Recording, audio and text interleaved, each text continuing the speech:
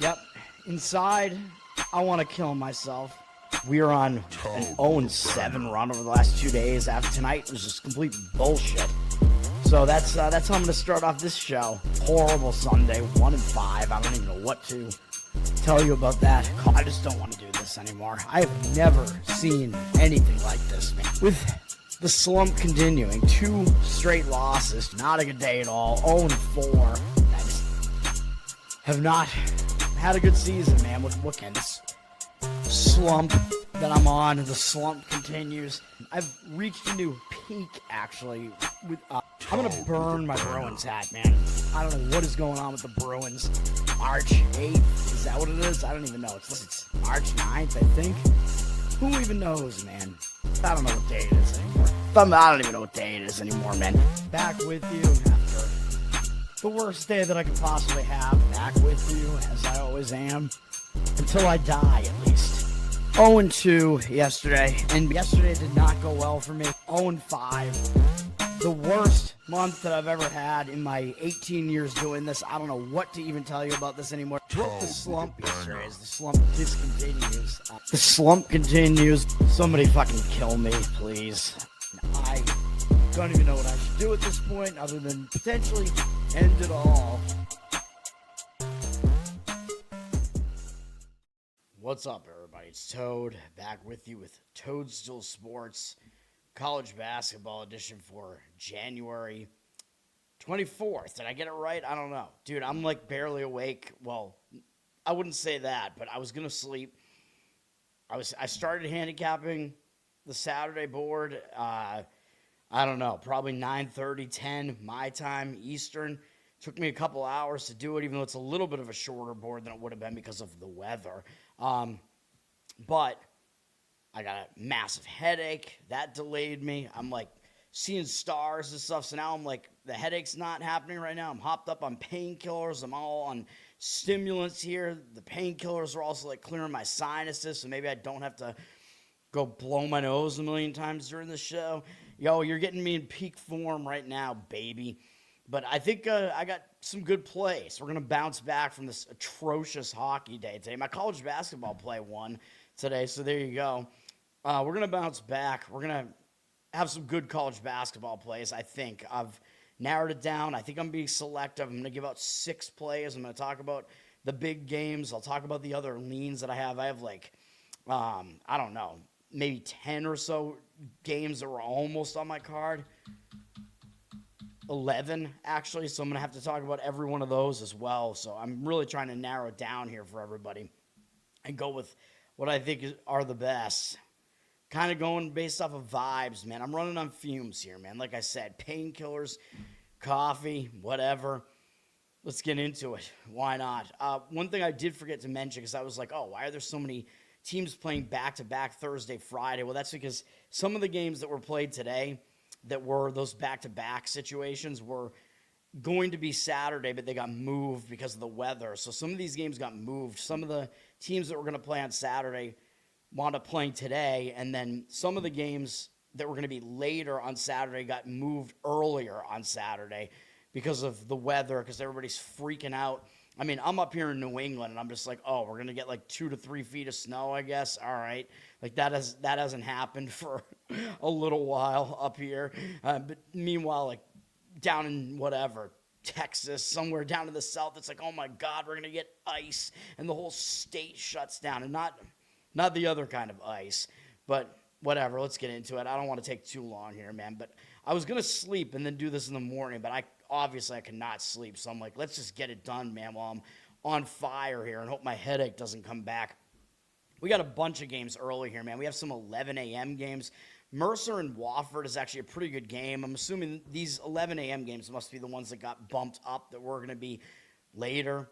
Well, maybe not the Florida one, but these Wofford and Kentucky, most likely, I think we're going to be noon games or something. It got moved earlier, or maybe even later afternoon games, but because of the weather, whatever. Mercer and Wofford is a pretty good game, to be honest, in the SoCon here. These teams are both near the top of the conference right now.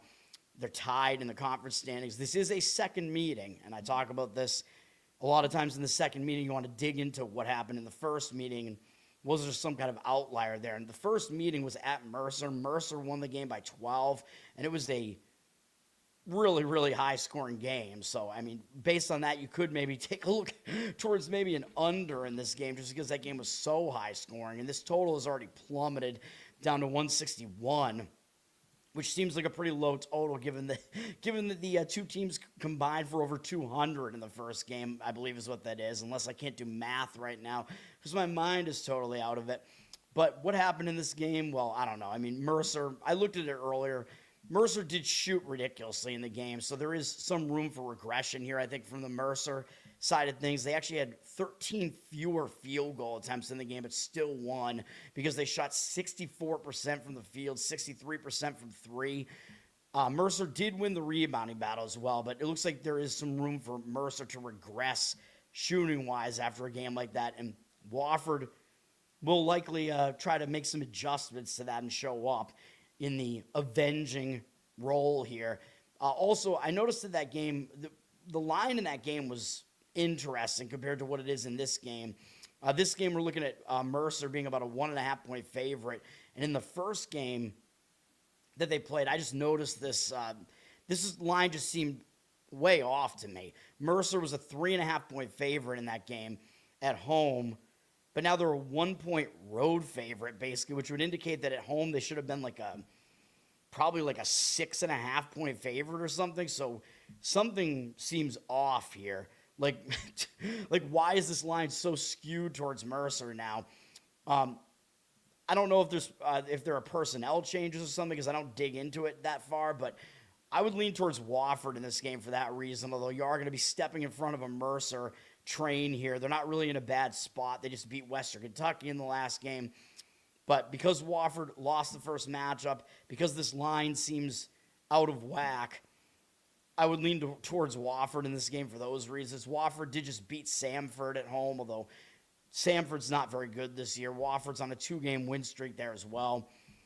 Wofford would be the lean for me in that game, although Mercer has gone up from a 1 to a 1.5-point favorite. But just the revenge factor plus the line making no sense to me is pretty much those are my thoughts on that, but I don't have a strong opinion on that at all.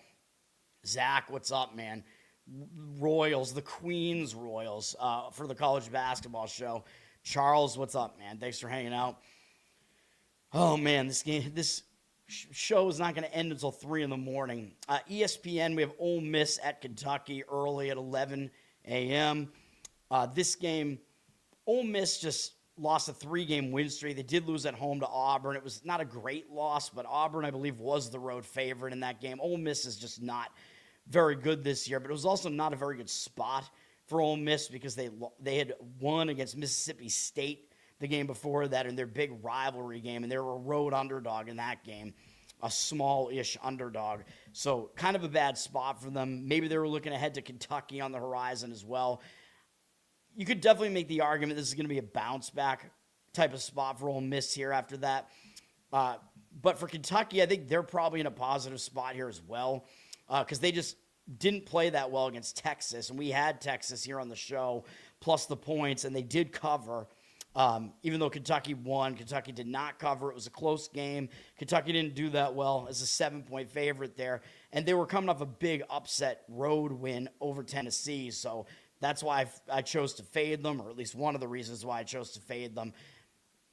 I could see both teams showing up here, but Kentucky, there is the potential they're looking ahead to Vandy next, man. And that is a big game coming up next. Vandy's still one of the better teams in the SEC, even though they've lost 3 games in a row. So it's kind of a difficult handicap for me. The line has gone up to 10.5 on Kentucky here, obviously. Kentucky's the big favorite here. Now, Kentucky, they're definitely an underrated commodity right now. Ken Bum has them 25th in the country, so he's basically saying they should still be ranked. They've been all over the place, up and down.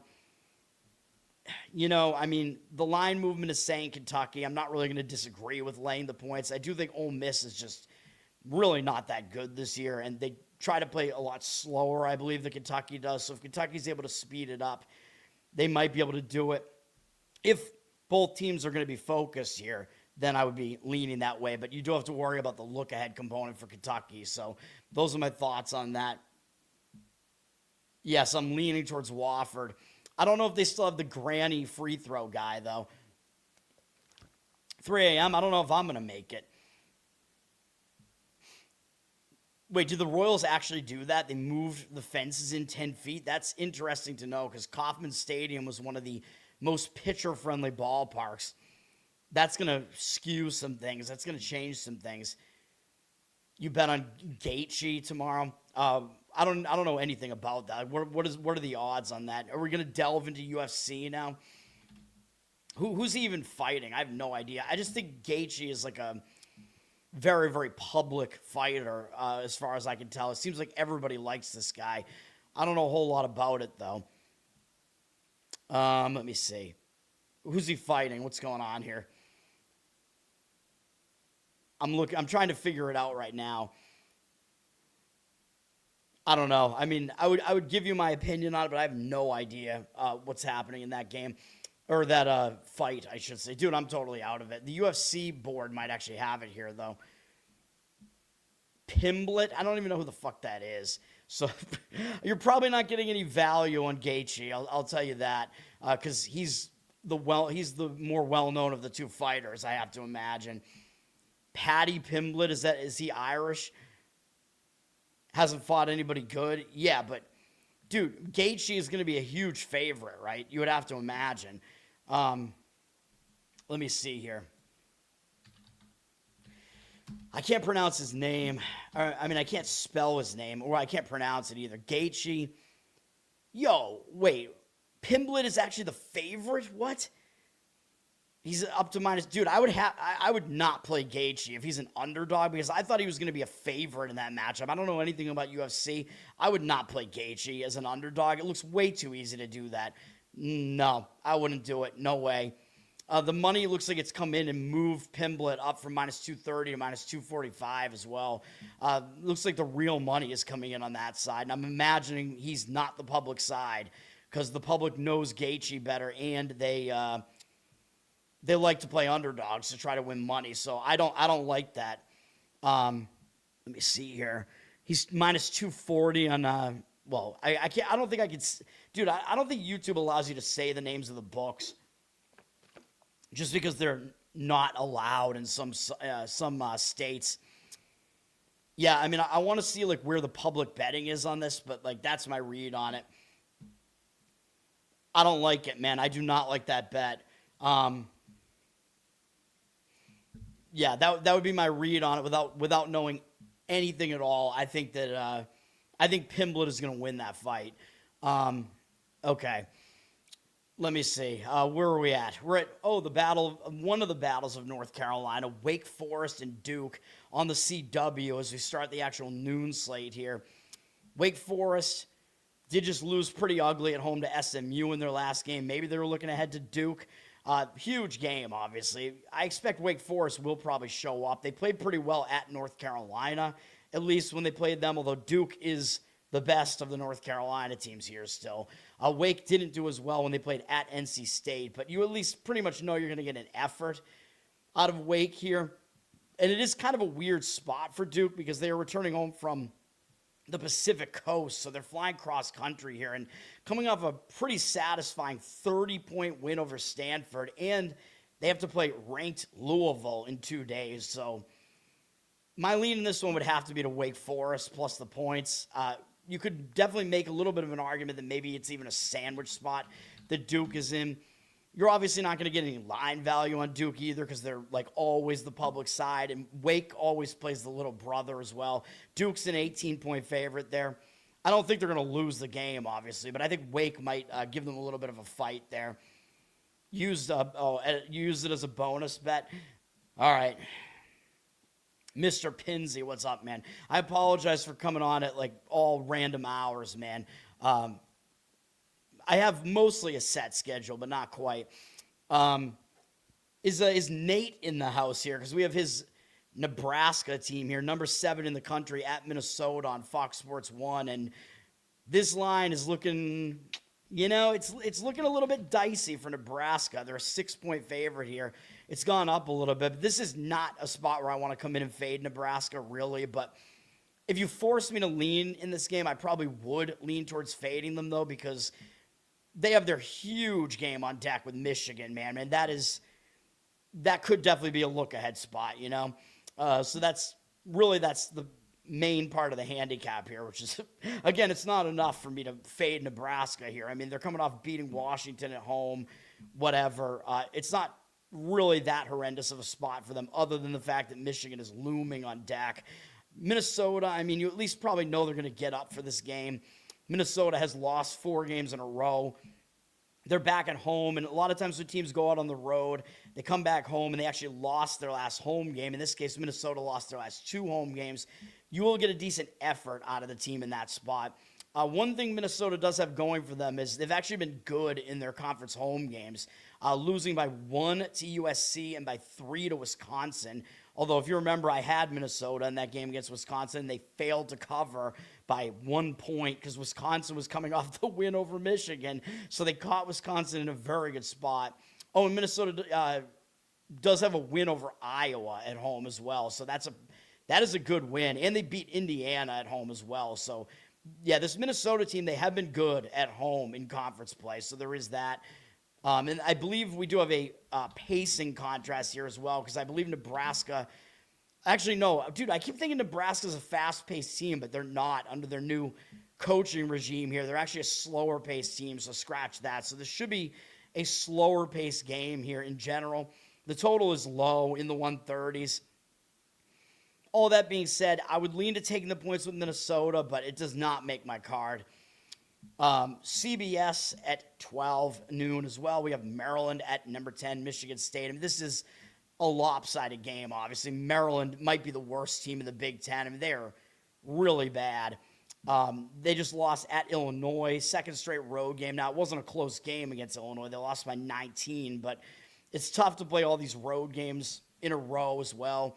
Michigan State, I don't think they're in a particularly bad spot.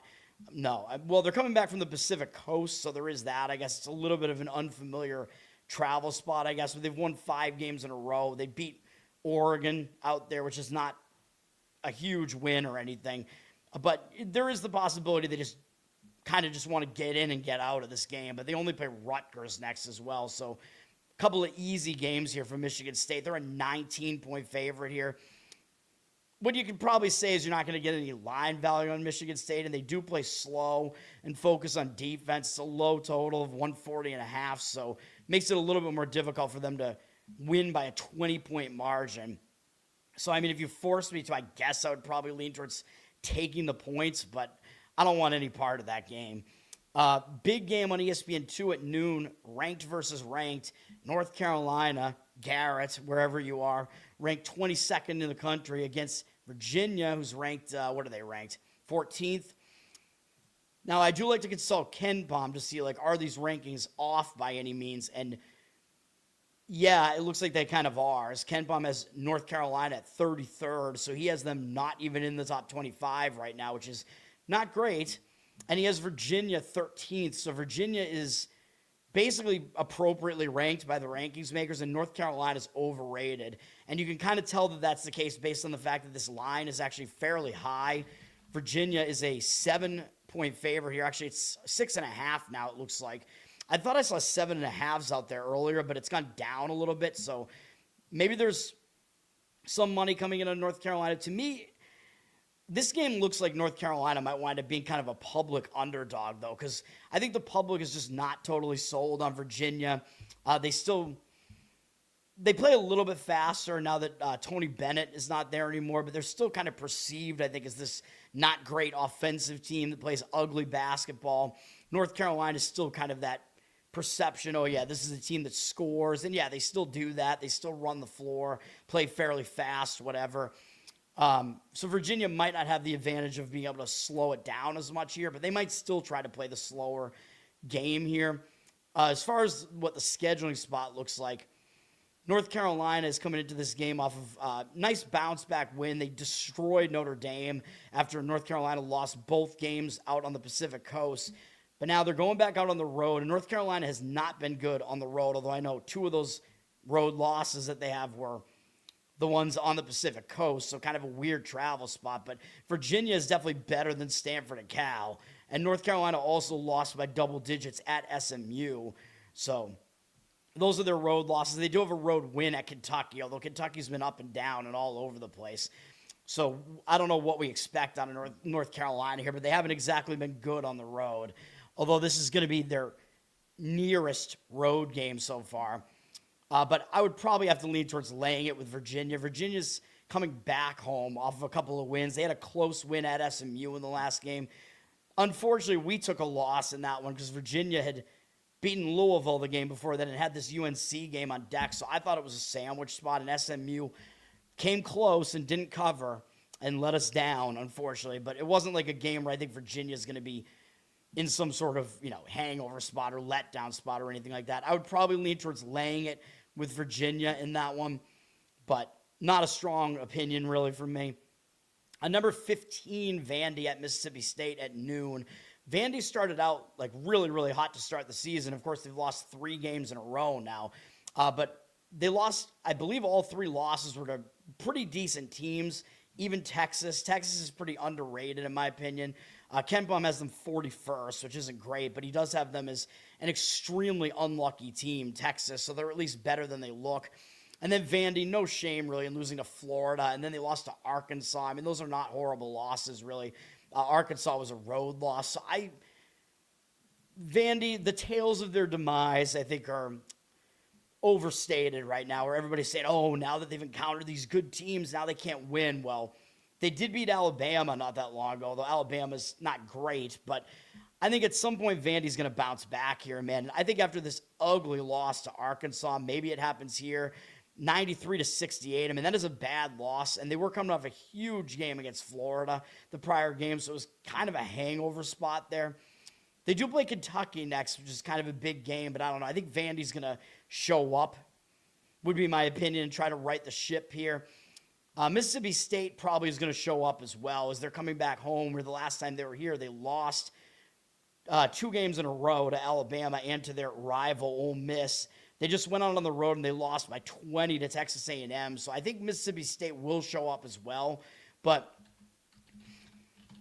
I think if we're expecting both teams to show up here, I think Vandy is probably the lean in this one. They're up to a 7.5-point road favorite here. So again, I think the tales of their demise are being overstated here with the fact that they're still laying a bunch of points on the road here and getting respect from the odds makers. And Ken Baum still has them as the 15th best team in the country.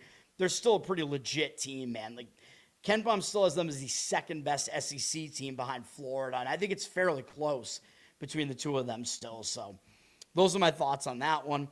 Number 18, Clemson is at Georgia Tech at noon on the ACC network. Clemson coming into this one off of losing a long win streak, man.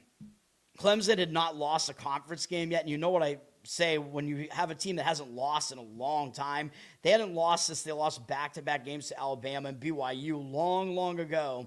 So when a team has a long win streak snapped, I think it can hang them over into the next game. And this is a tough overtime game against a pretty underrated NC State team. And unfortunately, that one was not on my card because I liked NC State in that game, and they won outright. Now, I don't know that Clemson is going to necessarily bounce back right away.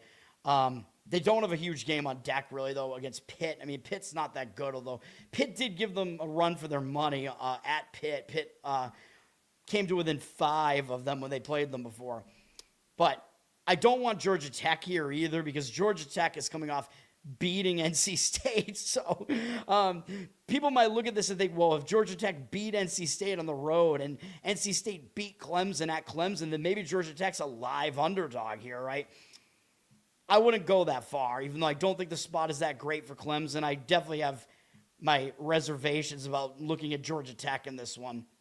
Now, Georgia Tech did erase a 3-game losing streak with that win over NC State, but that was a good road win, man, and it was actually really good because they were a huge underdog in this game. They were 17.5-point underdogs in this game, and Will Wade was not happy about his team's loss in that game. So, yeah, I mean, you could definitely make the argument it's a letdown spot after that for Georgia Tech, so I don't want any part of them either in this game, although they're not going to overlook Clemson coming into their house, though, so it's a difficult handicap for sure. Clemson has dropped from an 8-point favorite to a 7.5-point favorite here. Man, it's a difficult handicap. I mean, I guess I would actually probably have to lean towards laying the points with Clemson, though, just because they did lose as a home favorite.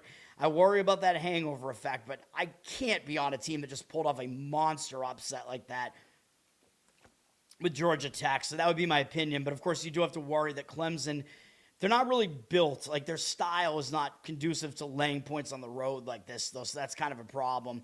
They play kind of a slow defensive style, and the total's pretty low in the 140s. Okay. We do have American at Holy Cross. I mean, I looked at this game because American is coming off this big win over Colgate. They got a little bit of revenge against Colgate, so they're looking like they could be in a letdown spot. But then you look at their schedule. American actually lost at home to Holy Cross earlier this year, and American were like 8.5-point favorites in that game. So they had a bad game against Holy Cross. So that might actually keep them from overlooking Holy Cross here. And I dove into that game, and it was definitely kind of misleading. Like, I think American had a terrible shooting game or something. Yeah, they shot 8% from three-point range in the game. That was one thing that happened. Holy Cross also went to the line more often. The Holy Cross actually won the rebounding battle by 1, but Holy Cross also shot 55% from the field, so they outscored American from the field there, even though American had more field goal attempts. So it's kind of a misleading result. So there are some positives for American here, that it is one of those second meetings where they actually might still show up here. Holy Cross did get blown out by Navy in their last game, and I don't really see them overlooking American, even though they did beat them that one time, because American is higher up than they are in the standings. So this is another difficult handicap, but I just figured I'd go through my thought process with you here. American's down from 4-2 here, though, so the initial line move was coming in on the Holy Cross side. I guess I'll agree with it because American did just get that big win over Colgate, but I don't really love it, man.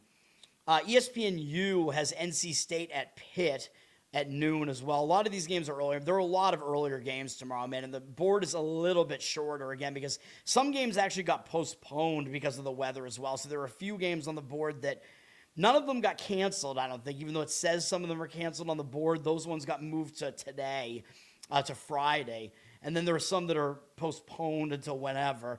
NC State, of course, they're coming off that huge win at Clemson. That was a big win for them. I mean, they were not a huge underdog in the game, but big-time win for them, man. And now they're playing not only a second straight road game, but a fourth road game in 5 games. That's not easy to do, having to go up to Pitt. They do have Syracuse on deck, which is at least a bigger name. You know, Syracuse has been better than Pitt this season as well. Pitt has been the Pitts. They've been awful this season so far. They've had some real ugly losses in conference play here, although they played some decent teams in conference, but they haven't played any of the North Carolina teams yet, I don't think. But Pitt probably is going to show up here as they've lost 5 of their last 6 games. They just went up to Boston College and lost that game, and that was after getting smoked by Louisville in the game prior to that. So I think Pitt, and that was their prior home game, by the way. So the last time Pitt was on this floor, they were losing 100-59 to Louisville. So I think Pitt will show up in this game. So I do prefer Pitt as far as the side in that one. It doesn't make my card, but I like Pitt in that one. NC State's all the way up to a 7-point favorite in that one, too. Total not too high at 145.5 as well. So I like Pitt plus the points in that one. You had a parlay today with Louisiana Monroe, East Carolina, Mercyhurst, Furman, St. Louis, and Utah State. Yeah, that's crazy. I didn't expect St. Louis to win in a blowout like that, man. I was kind of leaning against them in that game. I think I liked Furman. I don't know. I don't know what my thoughts were on some of those other games. I don't think I touched on all of them today. I liked Utah State to bounce back, but that's good. That's a big – hopefully you won big on that. I don't know. Okay. Next up, play number 1 is coming up next. All right. Let's do it, man. I'm also consulting my guide here because I have other games that almost made my card that I'm talking about here, but I'm trying to limit it to the best, man. The best of the best. Let's go. First game up. I know this is going to look extremely ugly, but we're going to lay the points with Sacred Heart, 9.5. Well, who are they playing? Yeah, they're playing Niagara. I mean, Niagara is really, really bad, but the public's not even going to look at this game, but why would the public want to lay, if they do look at it, why would they want to lay 9.5 with an 8-13 team, right? Like, it looks like both these teams are bad, so the line looks way too big, but the odds makers are obviously telling you something here. They're telling you that Niagara sucks. That's what they're telling you. And if you look at the spot here, this has a lot that I like going for it, man. Niagara just went to Fairfield and took Fairfield to the limit, and Fairfield was a 10.5 point favorite in this game, and Niagara almost won the game outright. And Niagara was only in position to win this game right at the end after Fairfield was winning by double digits early. Fairfield was hanging on to a lead for most of the game, and then Niagara took the lead in the final minutes of the game and then blew it.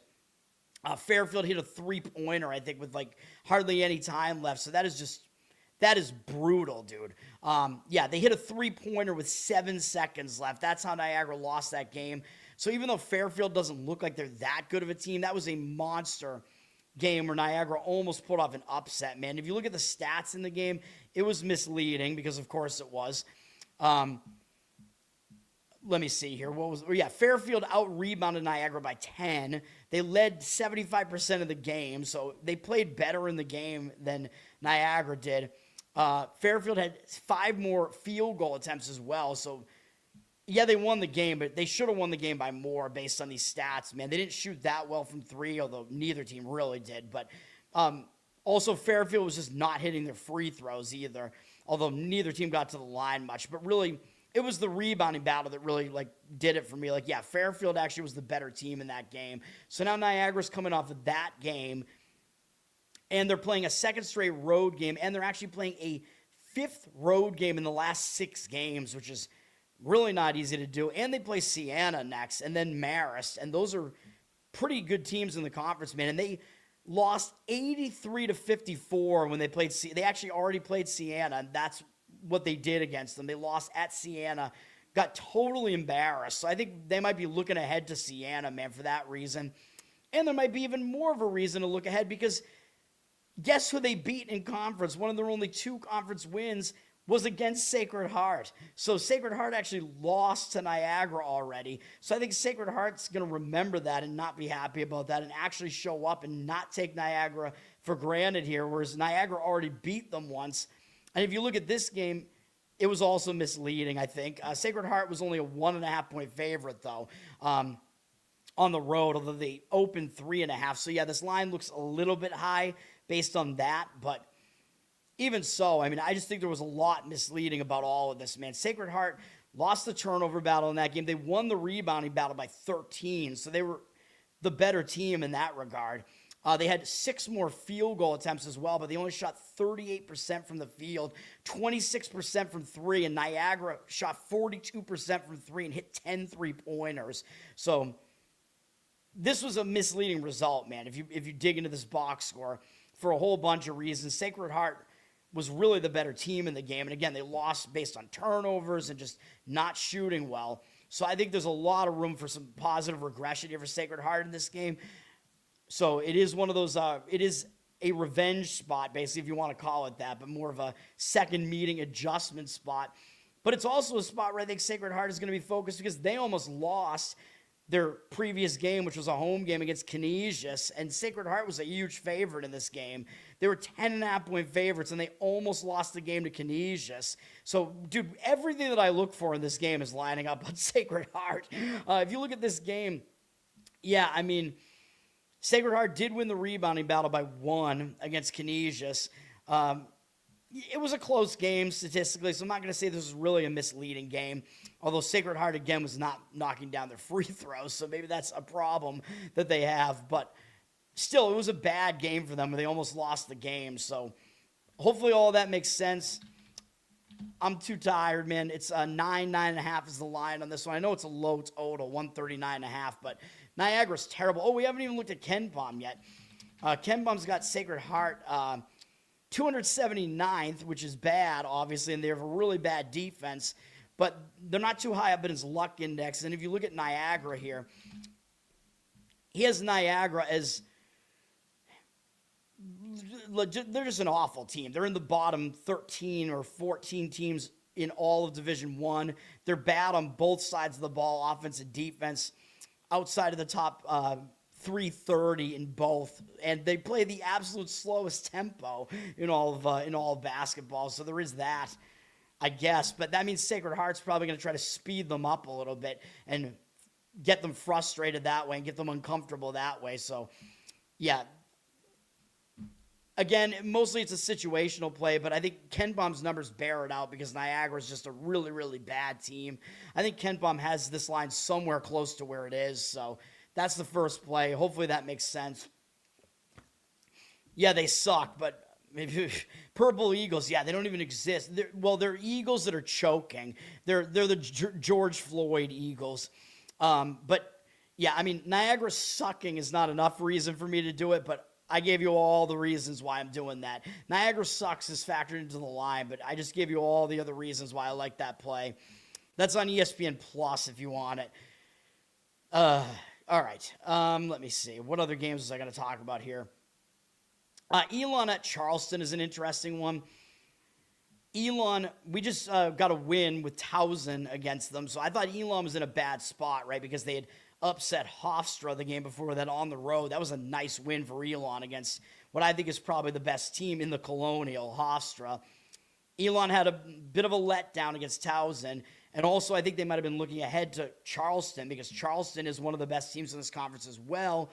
And I think Charleston is the bigger brother to Elon in South Carolina. I think am I wrong about that? Is Elon in North Carolina? I keep messing that up. I apologize, but yeah, they are. My mistake. It's North Carolina, but whatever. Charleston's still a big game for them. So now I think the shoe is on the other foot, and I think Elon coming off that ugly home loss as a favorite, they were caught in a sandwich. I think they're going to be focused, on this game now against Charleston.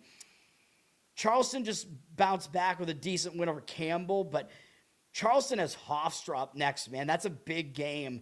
That might determine something in this conference. I know Hofstra does have 3 conference losses now, but that is a big game coming up against Hofstra, man. So, and Charleston already beat Elon on the road, by the way. So this is an avenging road underdog angle for Elon here, as Charleston went to Elon and beat them in the prior game. So I would only play Elon in this game.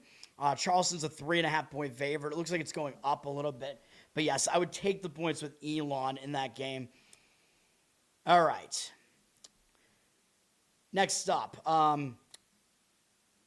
Now, Towson at NCAA, I kind of had my eye on this just because NCAA just upset Hofstra, man. I mean, that is a huge win. They were a big underdog in that game, I'm pretty sure. Ridiculous win for NCAA. I mean, they're a really bad team. They were 9.5-point underdogs in this game. That was a big win for them. Now, the one positive for them, because I think they're in a letdown spot here, but that was their first conference win. And I talk about how sometimes when you get that first conference win, you break a losing streak, it will actually propel you with some momentum forward. So it's not all negative for NCAA here, but I still kind of lean towards it being a letdown spot for them. But Towson is also coming off a pretty nice win. Like I said, we had them against Elon. That was a nice upset win. Now this is their second straight road game. And who do they have on deck?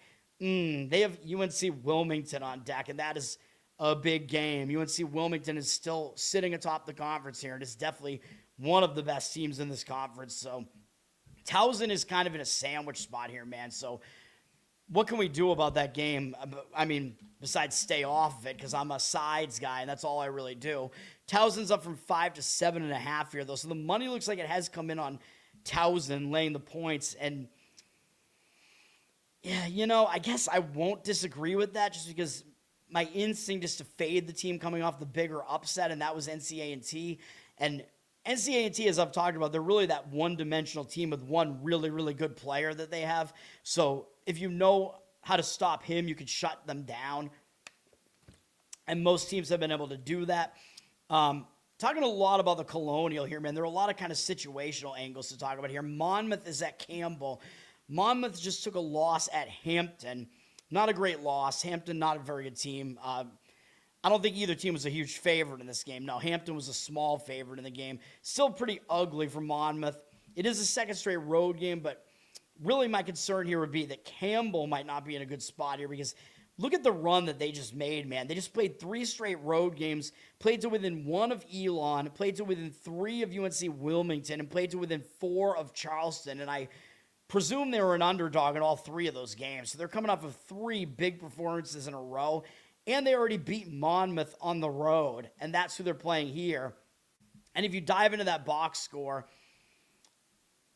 this game, I mean, Campbell, what was it? I forget what I was going to say. Oh, yeah, Campbell, I don't know. I forget. I apologize. I forget what I was going to say about this game.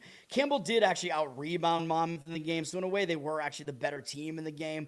A lot of the stats are actually kind of close in the game, so there wasn't really anything to really see in that box score there, but never mind. I apologize, man. I'm trying to remember all my thoughts from when I looked at all these games earlier and as I re-handicap everything. But I would take the points with Monmouth in this game if I was going to play it. And this one actually almost made my card. But then I guess I just did what I just did there. I dug into the box score, and I didn't really see enough there to want to do it. But it is still, I think, a hangover spot for Campbell, plus road revenge for Monmouth here. So you're getting 5.5 now, it looks like, with Monmouth there. The number dropped a little bit from 6. But, yes, I would take the points in that one with Monmouth if I was going to play it. Hofstra is at William & Mary. This is actually a pretty interesting game. William & Mary having a decent season and actually is ahead of Hofstra right now because they have the tiebreaker, interestingly. You got to think Hofstra is going to bounce back here, though. I know they're playing a 3rd road game in 4 games, though, and a 2nd straight road game, but that was an ugly, ugly loss to NCAA, man. So I do think that they bounce back in this one from that. I would prefer Hofstra in this game. They are the better team. And William & Mary just beat UNC Wilmington. And they beat NCAA the game before that, which isn't a big deal, except that if the public comes and looks at this, they're going to see, oh, William & Mary beat NCAA and they beat Hofstra, so they might want William & Mary in this game. But I don't look at things that way, man. That transitive property thing, it doesn't mean a whole lot. Like, you can't infer which team is better just based on one result, for each team, right? It depends on what the situation was, whatever. And now William & Mary, they're not going to overlook Hofstra, but that was a huge win for them against UNC Wilmington. So having to play another big game, although at least for them, they're staying at home. But I would have to lean towards Hofstra in this game. William & Mary is actually up to a 2.5-point favorite there. So you're getting a couple of points there with what I think is the better team, Hofstra. And the odds makers are still telling you they are the better team because William & Mary isn't getting full home court there, but I would lean to Hofstra in that one. All right, 12:30 p.m. on Fox, Big East play, Villanova at Yukon. Yukon ranked number 2 in the country according to the rankings, but Ken Baum is kind of saying not so fast here. Ken Baum has Yukon 11th in his rankings, so Yukon, they're a little bit overrated right now, man. He's got them 33rd in his luck index. Yukon's a very good defensive team. They have some offensive deficiencies. And they're like kind of the typical Yukon team, though, except less balance, I guess, than what they have had when they were like that really good team a couple of years ago. They still play slow. They still play really good defense. And Villanova does that as well. So I think an under does make sense in this game because both teams play slow. Both teams focus on defense. So under might actually be better than the side in this one. The total actually went up a little bit to 136. But I do think under is worthy of maybe a look in this one, although I don't do really anything with totals. Villanova just beat Georgetown. Nothing to really see there. But now they're going out on the road to face Yukon, although they haven't exactly been bad on the road. Villanova, they beat Seton Hall on the road. They beat Butler on the road easily. They beat Marquette. I know Marquette's down, and Villanova didn't win by that much, but still a road win. Providence, they won on the road as well. So Villanova, they're actually undefeated in conference on the road.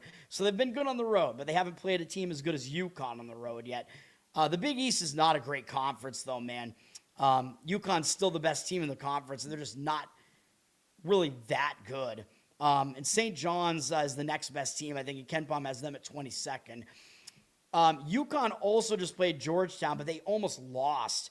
So people might look at that and say, well, Villanova just beat Georgetown easily, and Yukon just struggled with Georgetown. So the public might actually want Villanova in this game plus the points, even though they might still have a tendency to lay points with the number 2 ranked team. But The fact that Yukon's coming off a bad game where they almost lost to Georgetown, and now they're back at home where they have been a little bit better. Let me see. Is this you got to look at where the game is, by the way. This is in Hartford, so it's not in Storrs, Connecticut, because I think Yukon has a bigger home advantage in Storrs because that's on campus, and you get the rowdy crowd with, all the college kids can just show up to it, whereas Hartford is more like the old Yukon money that shows up at those games, so the crowd is less crazy for it. But if I had to lean to a side, I would probably lay it with Yukon. They're up to 10.5 here, but they are coming off the worst performance, really. Villanova's not going to overlook them, of course, though. So, I think both teams showing up and playing defense there might lend itself towards an under, like I said, even though that seems not correlated to Yukon covering. But those are the ways that I lean in that game. Georgetown is at Providence on TNT. I'm going to try to hit the TV games at least. Georgetown, of course, like I said, they just lost at Villanova on the heels of playing Yukon really close. It was a tough spot for Georgetown after that huge performance against Yukon to then have to go to Villanova right after that. Not easy, man.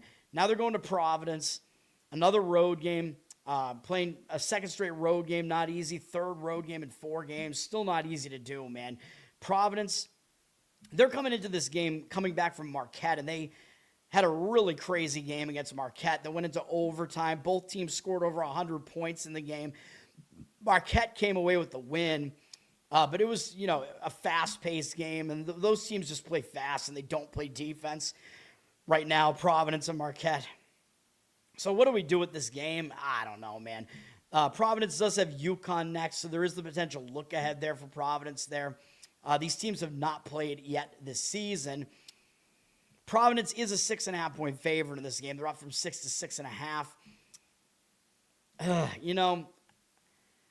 don't know. I almost want to lean towards taking the points here because Georgetown is coming off that uglier game there, and Providence is coming off that fast-paced barn burner and having to travel back from Milwaukee here and has Yukon on deck. So I think I would probably actually lean towards Georgetown there, but not a strong opinion. 1 p.m., we have number 21 Georgia at Texas. Trying to fly through these, man. We'll see how fast I can go. I've only given out one of my plays so far, and I've given out, a few of my leans so far. I don't want to miss any of my leans, though. So don't worry. I'm keeping an eye on it, I hope. Okay. But, yeah, I'm talking about all the big games, obviously, as well.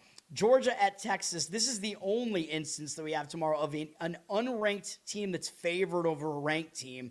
So that is something to keep in mind, although it hasn't worked as well this year as it has in the past. The odds makers are onto it, man. So the odds makers are skewing the line in that direction in a lot of these games.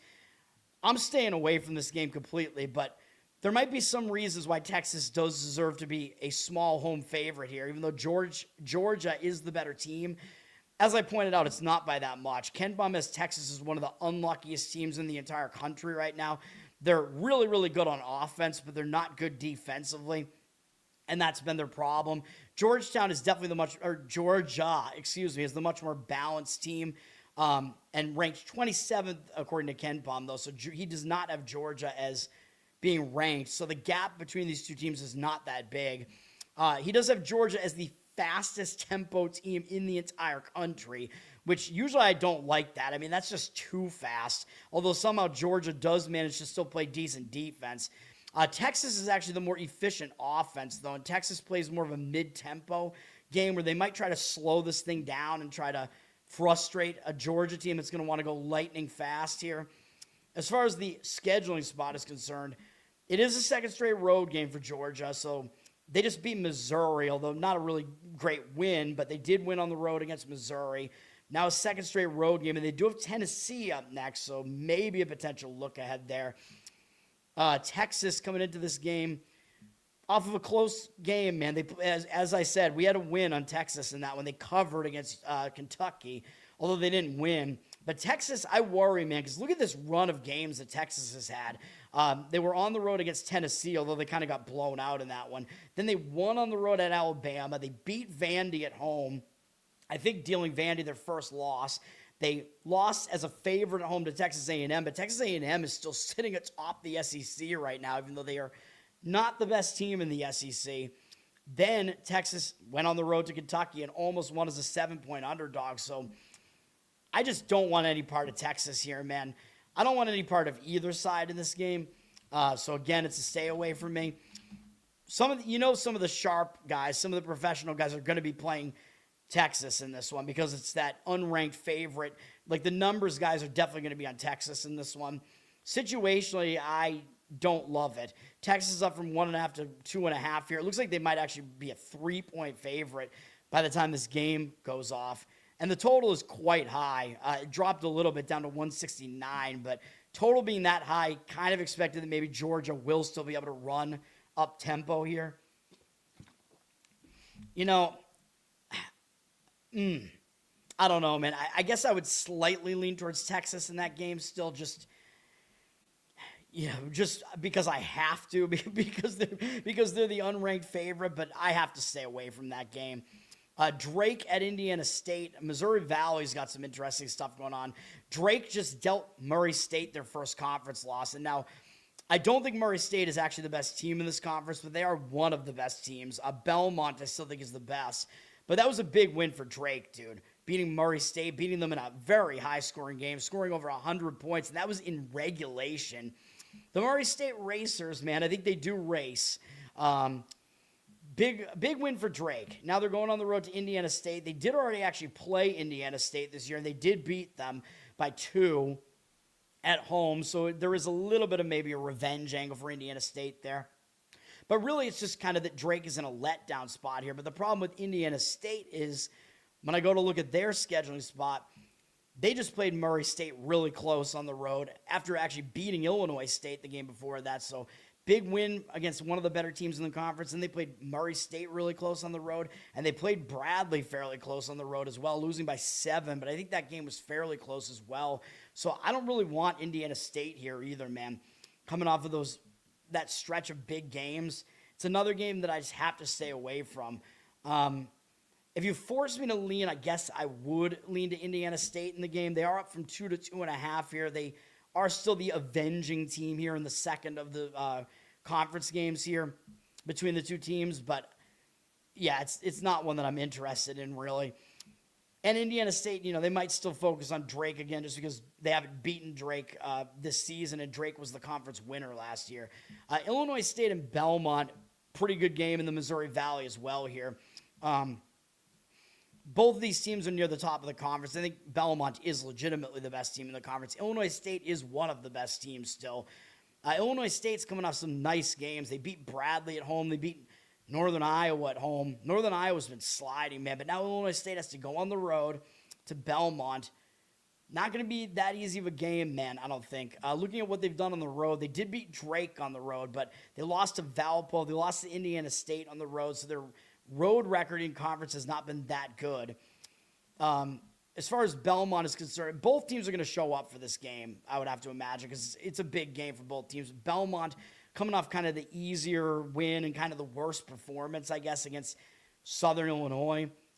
And I think they're the better of these two teams still, so I would lean to Belmont in this game if I was going to have to play it, which luckily I don't have to play it. Luckily we don't have to play anything. This game's actually not even on the board, so that's something to be aware of. So actually, this game might actually be like postponed or something, so that's something to keep in mind.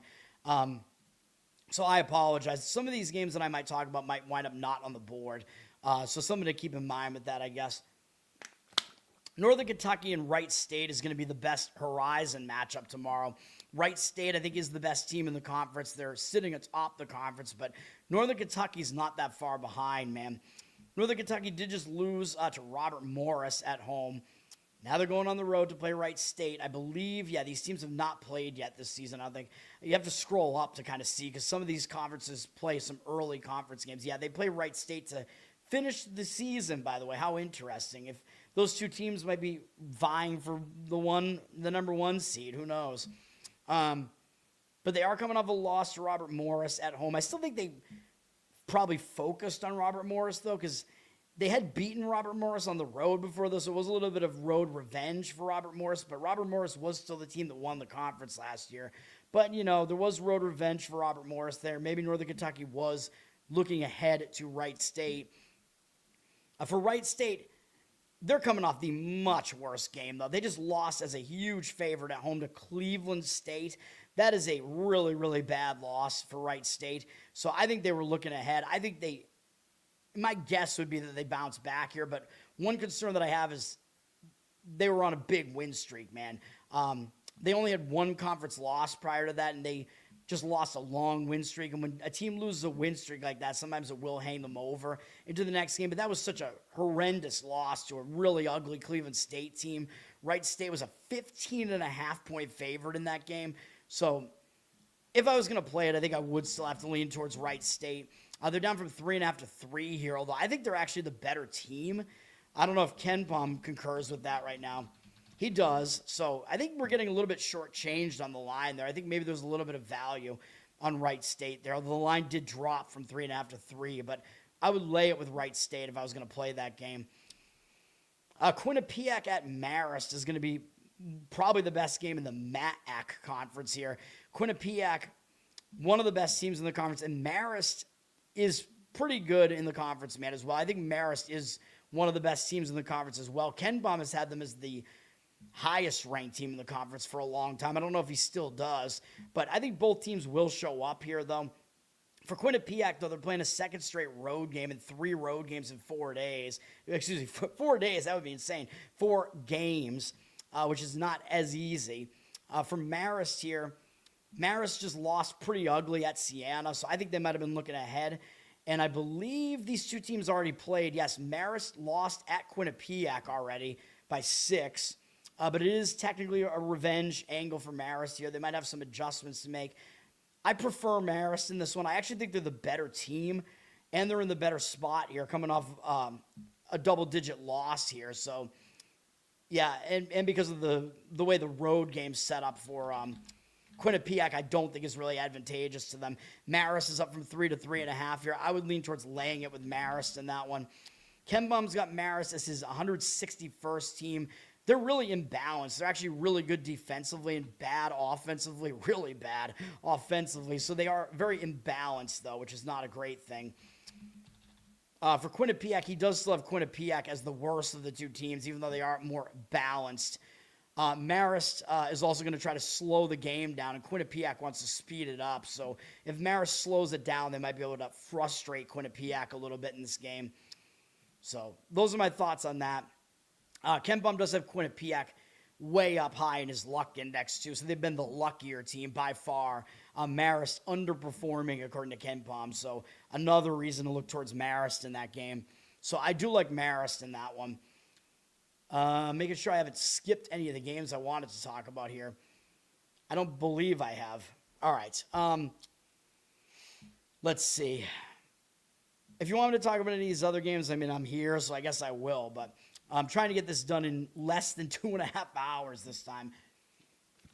SEC Network at 1 p.m. has South Carolina at Texas A&M. Now, Texas A&M, they're sitting atop the SEC, and their record looks really good, but they're not as good as their record looks, man. Ken Bum has them 38th in the country, so, I mean, they're a decent team. They should be a tournament team, whatever, but they're not as good as they might look. Now, South Carolina just got a win over Oklahoma, and that broke a losing streak for South Carolina. So I think that might give them some momentum coming into this game. I don't really see them overlooking A&M, even though South Carolina plays Florida next. I don't think they're going to overlook the team that's atop the conference here. So I do think you'll get an effort out of them. A&M just destroyed Mississippi State. They're staying at home.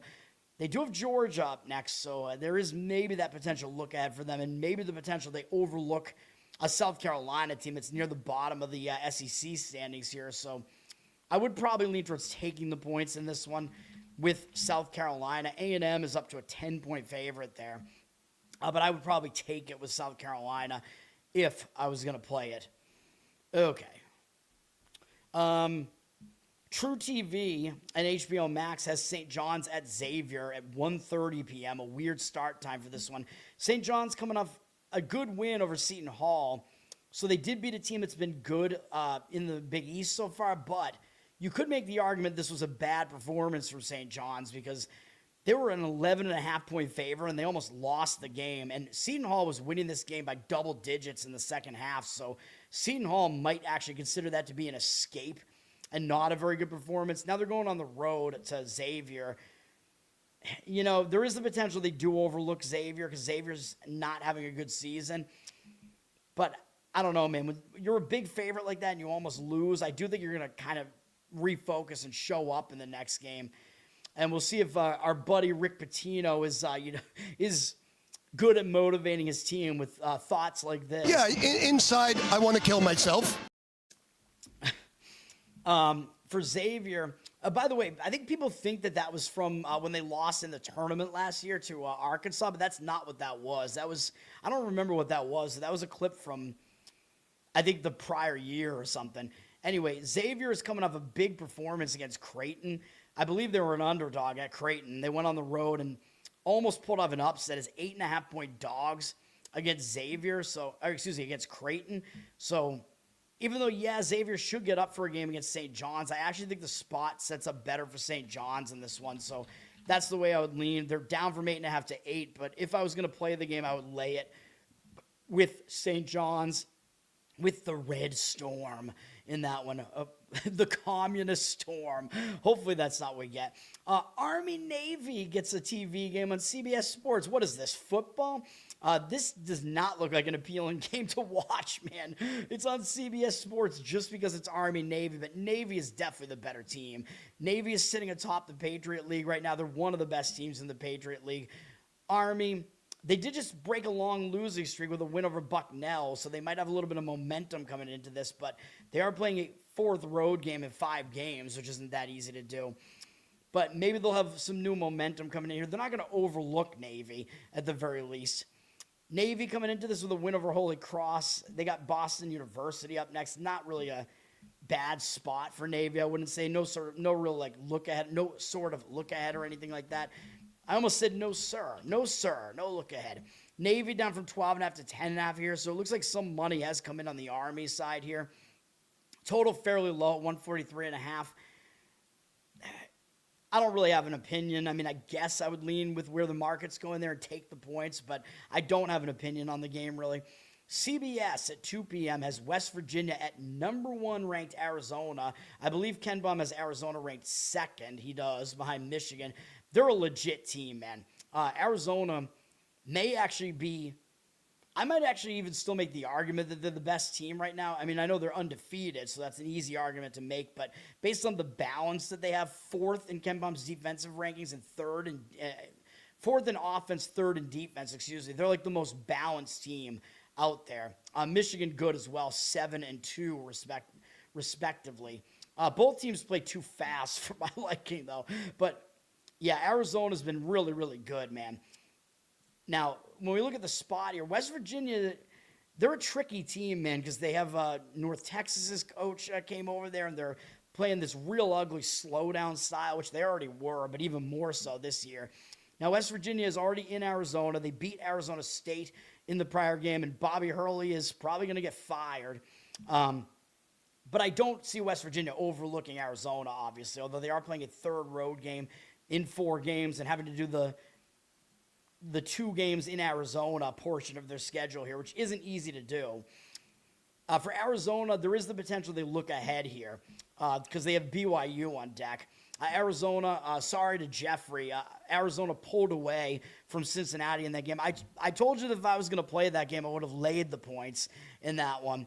Jeffrey was correct about the under, which I did agree with in that game, but I preferred laying it with Arizona there because Cincinnati was coming off some big game, and Arizona had almost, not almost lost, but just wasn't that good at UCF. So I liked Arizona in that one. They got the job done, but now Arizona might be looking ahead to playing BYU in 2 days, man. That's going to be a big ranked matchup, and that's going to be Arizona's first real test in quite a while. Arizona, they had a really difficult out-of-conference schedule where they beat UCLA, although they look down a little bit. They beat Florida, which is looking like a very good win. They beat Yukon, good win.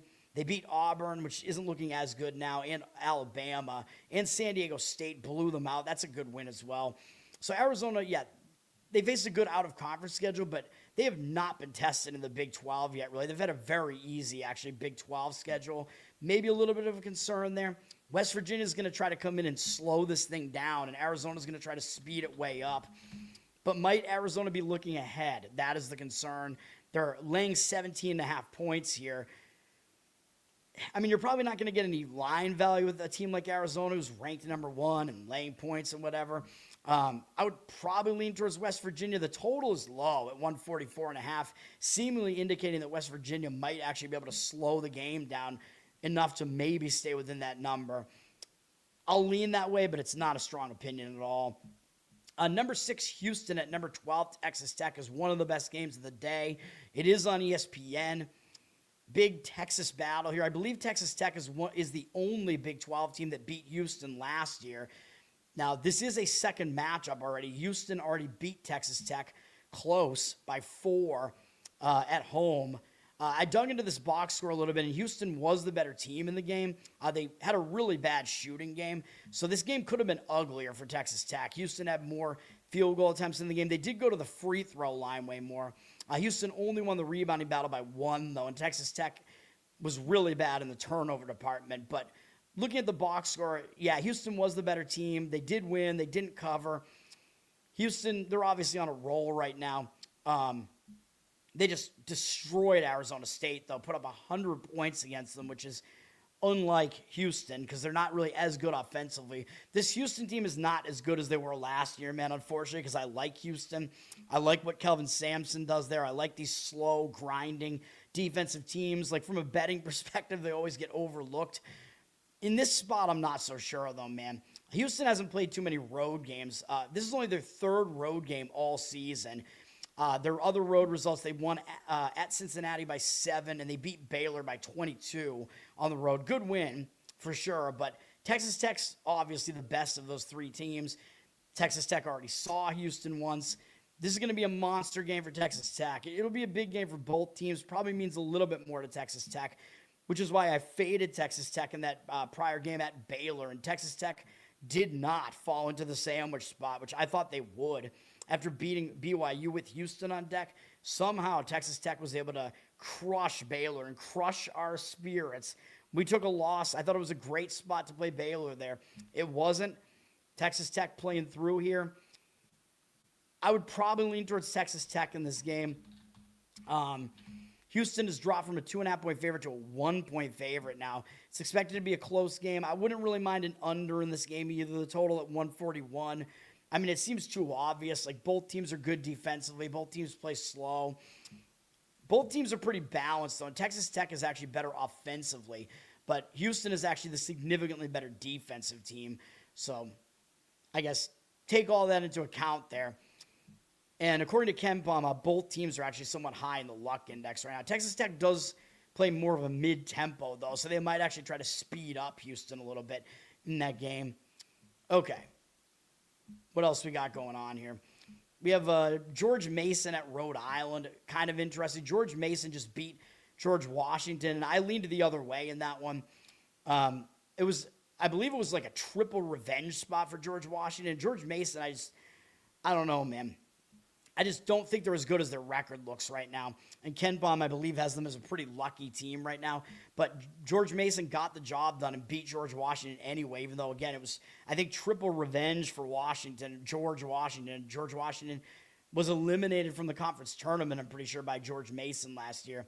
Now George Mason's going on the road off a pretty big win. They have to go face Rhode Island. Up next, they have Davidson. Davidson is higher up in the standings than Rhode Island, so potential kind of weird spot here for George Mason. But Rhode Island just pulled off a nice road upset at Richmond, so they are coming off an upset here. Now, they're not going to overlook George Mason. I would probably still lean to Rhode Island in this one, but George Mason's up to a 2-point favorite here, man. I don't know. I still keep thinking that George, just like with Miami, Ohio, I still think George Mason's going to drop at some point. Although they're a decent team. They're in the top 100 in KenPom's index, both in offense and defense. And they're high up in his luck index, though, like I said, 75th. So we will see. Duquesne at Loyola Chicago. This almost made my card. Duquesne is coming off a really, really good game against St. Louis. You just saw how good St. Louis was tonight, man. I know beating St. Bonaventure isn't that impressive, but they crushed St. Bonaventure, man. And Bonaventure's not as bad as they look. This St. Louis team, they're legit. Like, they're probably going to get an at-large bid in the tournament, even if they don't win the conference tournament. St. Louis, they got Robbie Avila there. We're going to finally get to see him, Kareem Abdul-Jabbar in the tournament.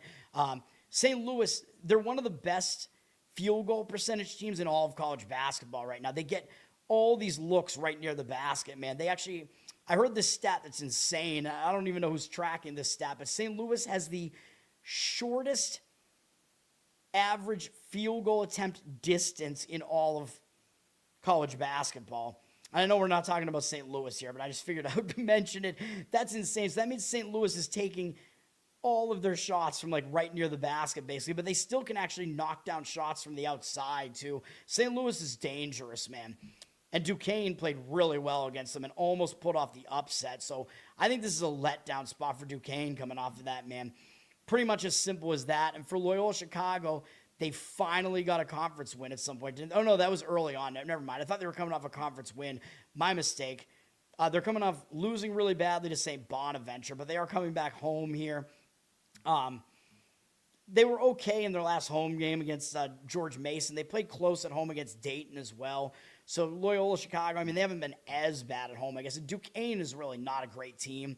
But just because it's a letdown spot, I think, or a hangover spot after Duquesne played really well against St. Louis, I think I would take the points here with Loyola. I consider putting it on my card. There just weren't enough factors. I'm just not blindly playing like the hangover spot or anything like that. I'm being more selective, and I'm maturing, man. This line looks like it stayed at 5. Duquesne was not a 5-point underdog at any point. I think pregame just has that messed up. I think they've just been sitting as a 5-point favorite. Next up is one of my plays, and it's going to be another favorite. So I know I'm delving into the favorites here. Best bets, baby. Don't worry, though. I do have some underdogs, but my first couple of plays are favorites. All the rest of them are underdogs after this, though. But you can't just play all underdogs, man. We're going to be on Dayton minus the points here against St. Joe's. This is on TV as well, CBS Sports. I'm not making it a play just because it's a TV game or anything. You don't want to force anything, but I like how this sets up, man. Dayton, they just lost to LaSalle, dude. That is a really, really bad loss. LaSalle, not a very good team in this conference. Dayton was definitely a favorite in this one.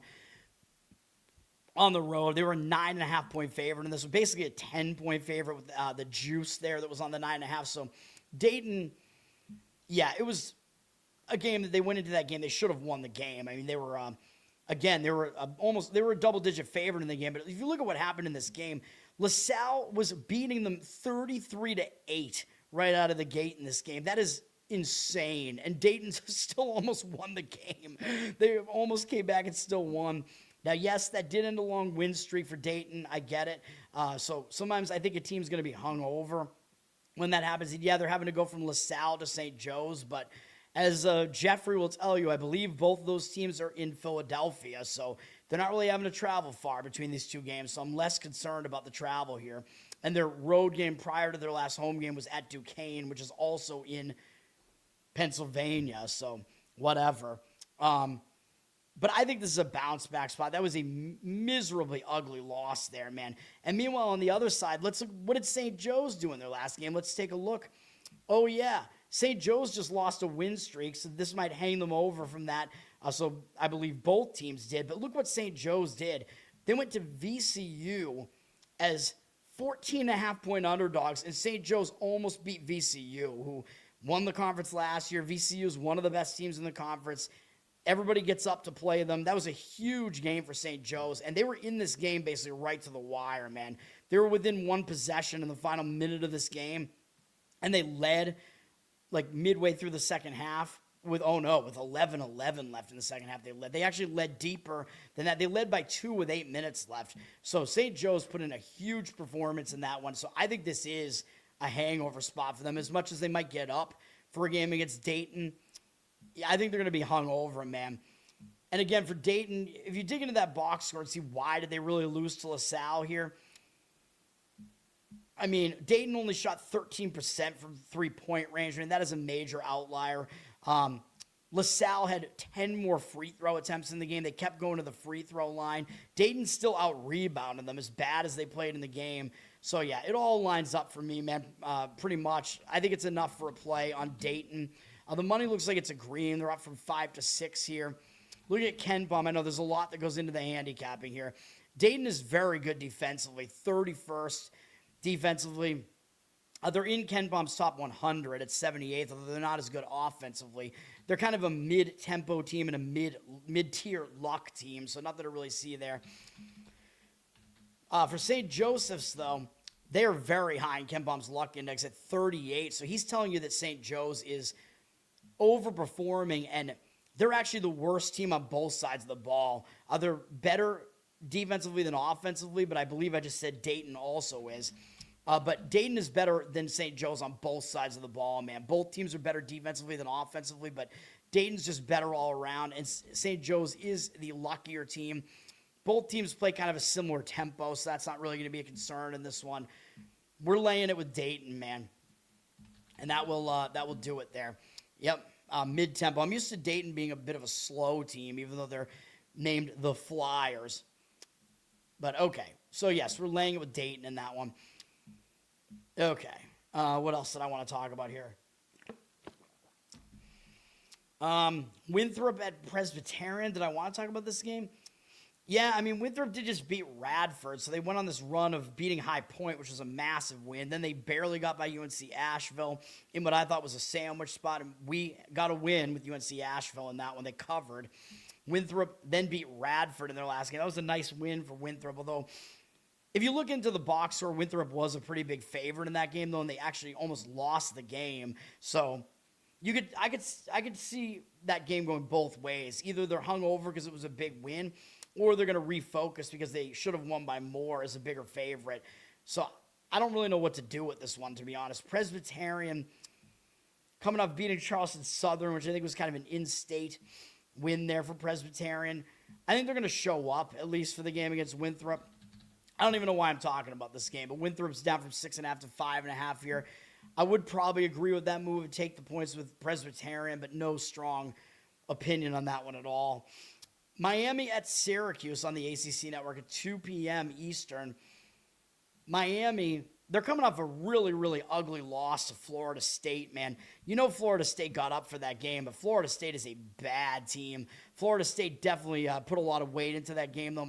Miami is their bigger brother in Florida at this point. Miami was a double-digit favorite and lost the game, so you know what I always say. When you have a double-digit favorite that loses the game, you want to look for them to bounce back, typically, in the next game. And you can kind of see why they lost that game, because they had played Clemson the game before that, and they had, I believe Miami was undefeated in conference prior to losing to Clemson.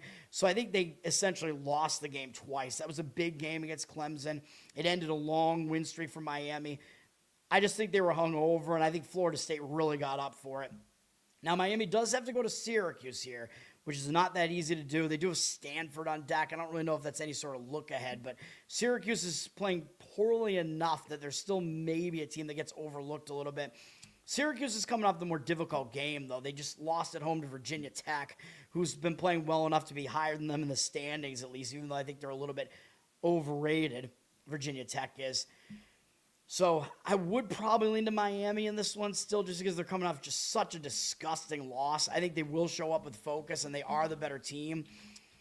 Miami's laying 2 points here on the road. I would probably lean towards laying it in that one.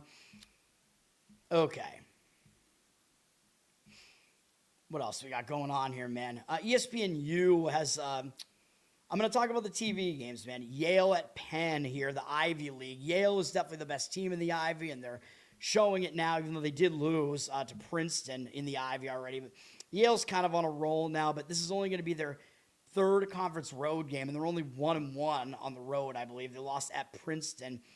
They're going to Penn here. Penn has been playing okay in the conference. Penn did just lose at Harvard, though, so Harvard's up near the top of the Ivy standings right now, too. They're one of the better teams in the Ivy this year, I think, so Penn is having to play two pretty big games in a row, so that does make it a little bit more difficult for them, whereas Yale is coming off an easy win over Columbia, I believe. So I do think Yale is probably the side to look at here.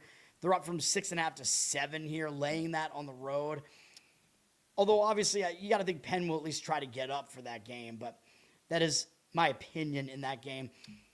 This Binghamton-Maine game almost made my card. And if it's because look at what Binghamton did in their last game, man. They lost to UNH by 6. So you might think, well, so what? Like, UNH is bad, right? Yeah, but Binghamton is so bad that they were like a double-digit underdog in this game, 9.5 at least. And they took New Hampshire into 3 overtimes in this game and then finally fell short. That's brutal, man. It's even more brutal if you had the under in this game because the game was under through the first overtime, and then it wound up going over because the game went triple OT. But Binghamton coming off a triple OT game where they were a huge underdog, I don't see them having a whole lot left here, man, against Maine. So I would have to lay the points with Maine. In this one, Maine finally at least kind of got back on track with a win over Albany. They're staying at home. And people might look and say, oh, well, Maine lost horribly to UNH at home by 17, and Binghamton just almost beat UNH on the road. So why would we lay points with Maine here, right? Although I don't think the public's going to look at this game at all with all these other games going on. But I would lay it with Maine. That's the only way I would look here, although the line did drop from 4.5 to 3.5 here, and it is a very low total of 124.5. It's going to be ugly, but that spot is just awful for Binghamton. So I would lean towards Maine in that one. And then on the other side, yeah, UNH is coming off that triple OT game as well and having to play Albany. But UNH was the team that should have won the game as a big favorite. So sometimes a team that's a big favorite will actually bounce back and refocus in the next game. But coming off a 3 overtime game definitely could take a lot out of you, obviously. Albany, of course, just lost at Maine. Did lose a win streak on that. Wasn't a great loss for Albany. Maine is not very good this year.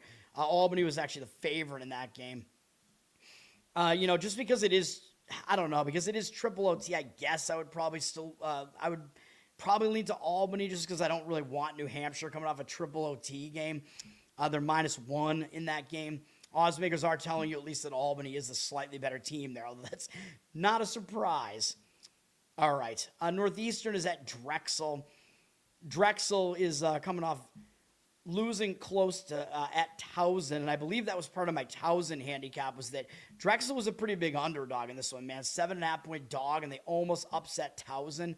So I think they could be hung over a little bit. And meanwhile, Northeastern, really, they screwed us pretty much, man. They caught Stony Brook in what I thought was a great spot, and Northeastern really let us down in that one. Now they're going on the road to Drexel here. I could only look towards taking the points with Northeastern in this one. They are actually an underdog. The oddsmakers are telling you Drexel is the better team, but they're down from 6 to 5.5 here. I think the spot is a lot worse for Drexel coming off that good performance as an underdog. I would take the points with Northeastern in that game. Okay. We got Oklahoma and Missouri on ESPN2. An SEC battle that I think used to be a Big 12 battle. Oklahoma's lost 5 games in a row. They just had a pretty ugly loss at South Carolina. Second straight road game, but I kind of think Oklahoma's going to bounce back and kind of be the more desperate team here because they're just at the complete bottom of the standings in the SEC. They got Arkansas up next. So when you're losing like this, I don't really think you're going to overlook anybody. Missouri's got a pretty good-looking record, too, so I don't think you're going to overlook Missouri. Meanwhile, Missouri did just have a close game against Georgia, a ranked Georgia team, although Missouri might have actually been a favorite in that game. Let me see. Yeah, they were. They were 1.5-point favorite in the game. Big game, though, and they have a big game on deck against Alabama, so I like Oklahoma in this game, man, and that would be the way I would lean. I would take the points with Oklahoma, plus the 5 in that one. It is basically a sandwich spot, I think, for Missouri. I just worry a little bit. Just like, well, I don't know. How big was that game against Georgia? I mean, Missouri still lost 3 out of the last 4 games, so I don't know. They still might be focused just for that reason. And then I think I looked at KenPom on this, and it didn't really check the boxes for me here. Let me see. Missouri's fairly high in his luck index at 106. Who are we looking at? We're looking at Oklahoma. Oklahoma's not that far back. Actually, Oklahoma's really unlucky in his luck index here. Although Oklahoma is the worst of the defensive teams. They're the better offense, but only slightly. The big gap is Missouri is the better defensive team here. Both teams play a little bit slow. Yeah, I'll leave it off my card, but I like Oklahoma plus the points in that one. All right. New Mexico State let us down. Man, I mean, they caught Missouri State in such a good spot, man. And yeah, don't listen to Justin, the Missouri State guy, on that, because it's not all about what you see, right? Because your eyes can deceive you. And you heard my handicap on that game, and I know there were multiple professional bettors that I followed that agreed with me on that New Mexico State game. So I gave it out, of my own volition that morning, and then I listened to like Brian Power on Wager Talk on the Morning Wagers back with him and Mark Zinno. Probably actually my favorite sports betting show, just because their dynamic is so hilarious. They're back, but not on Wager Talk, on Picks and Parlays. So I recommend that show. Great show, but I heard they gave it out as a play. I think it was one of the two gave it out as a play on that show. After I had already given it out, I was like, sweet. They agree with me. They agreed with Northeastern as well, and we lost both of those. Man. But yeah, anyway, New Mexico State, they were a favorite in that game. I think they probably should have won the game. There were some misleading things about that as well. New Mexico State, I believe, won the field goal attempt battle and the rebounding battle, if I'm not mistaken, in that game. It's still lost, so I kind of expect them to bounce back here. And for FIU, which is who they're playing here, Florida International, they're probably going to be focused too, but they are playing a fifth road game in the last 6 games, which is just not easy to do. But they did just lose to UTEP, who's right with them near the bottom of the standings here, so that's not great for FIU either. So I kind of think both teams do show up in the game, but New Mexico State is the better team. They're down from 8 to 7.5 here, but if I was going to play it, I would probably lay it with New Mexico State. I believe these teams actually played. Yeah, they actually played already, and New Mexico State lost at FIU by 15 as well, so there is a little bit of a second meeting revenge angle here on New Mexico State as well, so I would look towards laying the points with them. They've been a really, really unlucky team, as I talked about in that last game as well when we did play them. They've been very unlucky, man. Western Kentucky at Sam Houston. Western Kentucky, they just played pretty close against Liberty, man. It was a big game for them. I know I didn't mention Liberty today, but Western Kentucky played them really close, and now Western Kentucky is going to go out on the road after that big game, only losing by 7, and they're going to the Sam Houston team that I keep talking about how they're underrated, I think, although they are ahead of Western Kentucky in the standings now. Sam Houston is staying at home. I think the spot sets up easier for them. They just beat Kennesaw, though Kennesaw is a bit down this year, so I prefer Sam Houston in this one. They're down from 6 to 4.5, though, so the money looks like it's coming against that one, but I would lean towards laying it with Sam Houston. I still think they're a little bit of an undervalued team there. Virginia Tech at number 23, Louisville on the CW at 2:15 p.m. We're working our way through, baby. Again, Virginia Tech, I don't think they're as good as their record looks. So, in a way, I think the rankings makers kind of have this right, that Louisville is actually the better team of the two. Ken Baum has Louisville ranked 16th in the country as well, so he does concur, and he has Virginia Tech all the way down to 56. So he is telling you there is a decent gap between these two teams, maybe more so than the rankings make it look, where they have Louisville at 23rd. As far as the spot, Virginia Tech did just go up to Syracuse. They won the game.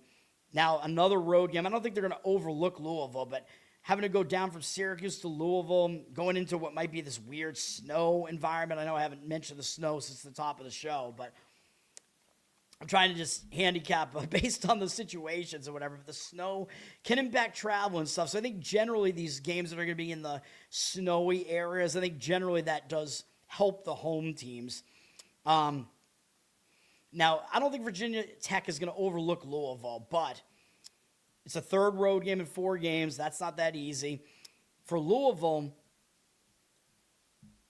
the concern with Louisville is that they have a huge game on deck against Duke, and that's in 2 days. And Louisville did just put up 100 points against Pitt, and that was after Louisville had a pretty big game against Virginia. So you could definitely make the argument this is a little bit of a sandwich spot here. They might be looking ahead to Duke. So the spot is not all bad for Virginia Tech. Louisville is up from 10.5 to 12, so I think this might be a game where the numbers kind of conflict with the situation, where I think it is warranted that Louisville is a double-digit favorite here, as I just showed you with what the rankings actually say on KenPom, but I think the scheduling spot is actually worse for Louisville, so I think I would actually probably take the points with Virginia Tech in that one if I was forced to play it, but luckily I'm not. All right. Fox at 3 p.m. has a really good game in the Big Ten between number 11 Illinois and number 4 Purdue. And if you look at Ken Baum, he's got Purdue 7 and Illinois 8. And he has Illinois number 1 in offense and Purdue number 2 in offense. Crazy. And he has both teams a little bit worse defensively. They're really similar teams this year, believe it or not. Illinois plays a bit slower this year than they have in the past. Both teams actually kind of slow the game down a little bit. Ken Baum has Purdue as the luckier team, but both teams are really good offensively, and they're both fairly good defensively as well. Very, very similar teams here, which is crazy. Illinois just beat Maryland, whatever. I mean, they have momentum coming off of that, so the spot sets up fine for Illinois here. It is very difficult to play at Purdue. Purdue, the spot might be a little bit trickier here. They did just lose on the road to UCLA, and generally I like teams to bounce back if they lost as a favorite, but that might not be the case here, man, because Purdue had not lost a conference game yet. They'd only lost one game all season, and it was to Iowa State in that weird game where it's looking like more of an outlier, but we know Iowa State's a legit team too. Now, Purdue did just lose at UCLA is what I'm talking about. Purdue was on the road. They had to play those 2 Pacific Coast games. They didn't play well in those games, barely getting by USC and then losing to UCLA. But when a team loses a long win streak like that, like I'll say again, and they lose their undefeated conference record, it could actually hang them over.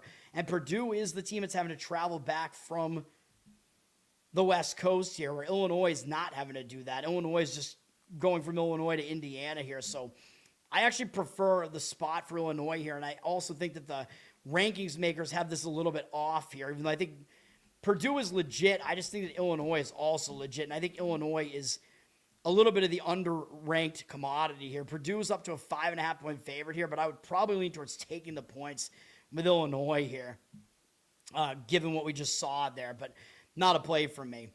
Peacock and NBC Sports at 3 p.m. Number 9 Iowa State at Oklahoma State. And this is going to look like a line where maybe it looks kind of easy to play Iowa State. They're a 10-point favorite, but the public probably is going to come in on the Iowa State side here. Ken Baum still has Iowa State very legit. They're the 5th best team according to his rankings. So the rankings makers have kind of docked them too much for losing on the road to Kansas and to Cincinnati. But Iowa State not looking good on the road in conference play, man. They did win at Baylor, which is decent, although Baylor's been struggling. They lost at Kansas, which is not an easy place to play, but Kansas blew them out by 21, and then they did follow that up with a loss to Cincinnati, although you could make the argument it was kind of a lose the same game twice situation, like a hangover spot after Iowa State lost to Kansas. That was literally their first loss of the season. So we've seen that. I think every team that lost their undefeated status this late into the season actually lost that second game. So I'm telling you, that is a strong angle. Although I don't think I played any of those. But Iowa State, I mean, you could also make the argument that they're really good on the road, too, because they beat Purdue on the road, which is really not easy to do. And they beat them 81-58. So that was a great road win for them. Now, Iowa State's coming off a nice bounce-back win over UCF. They beat them by 30. They're going on the road to Oklahoma State. They did already beat Oklahoma State at home by 12, although Iowa State, I believe, did not cover the number in that one. So maybe they will still take Oklahoma State seriously for that reason. But I think the momentum is kind of on their side because they did have that bounce-back win over UCF.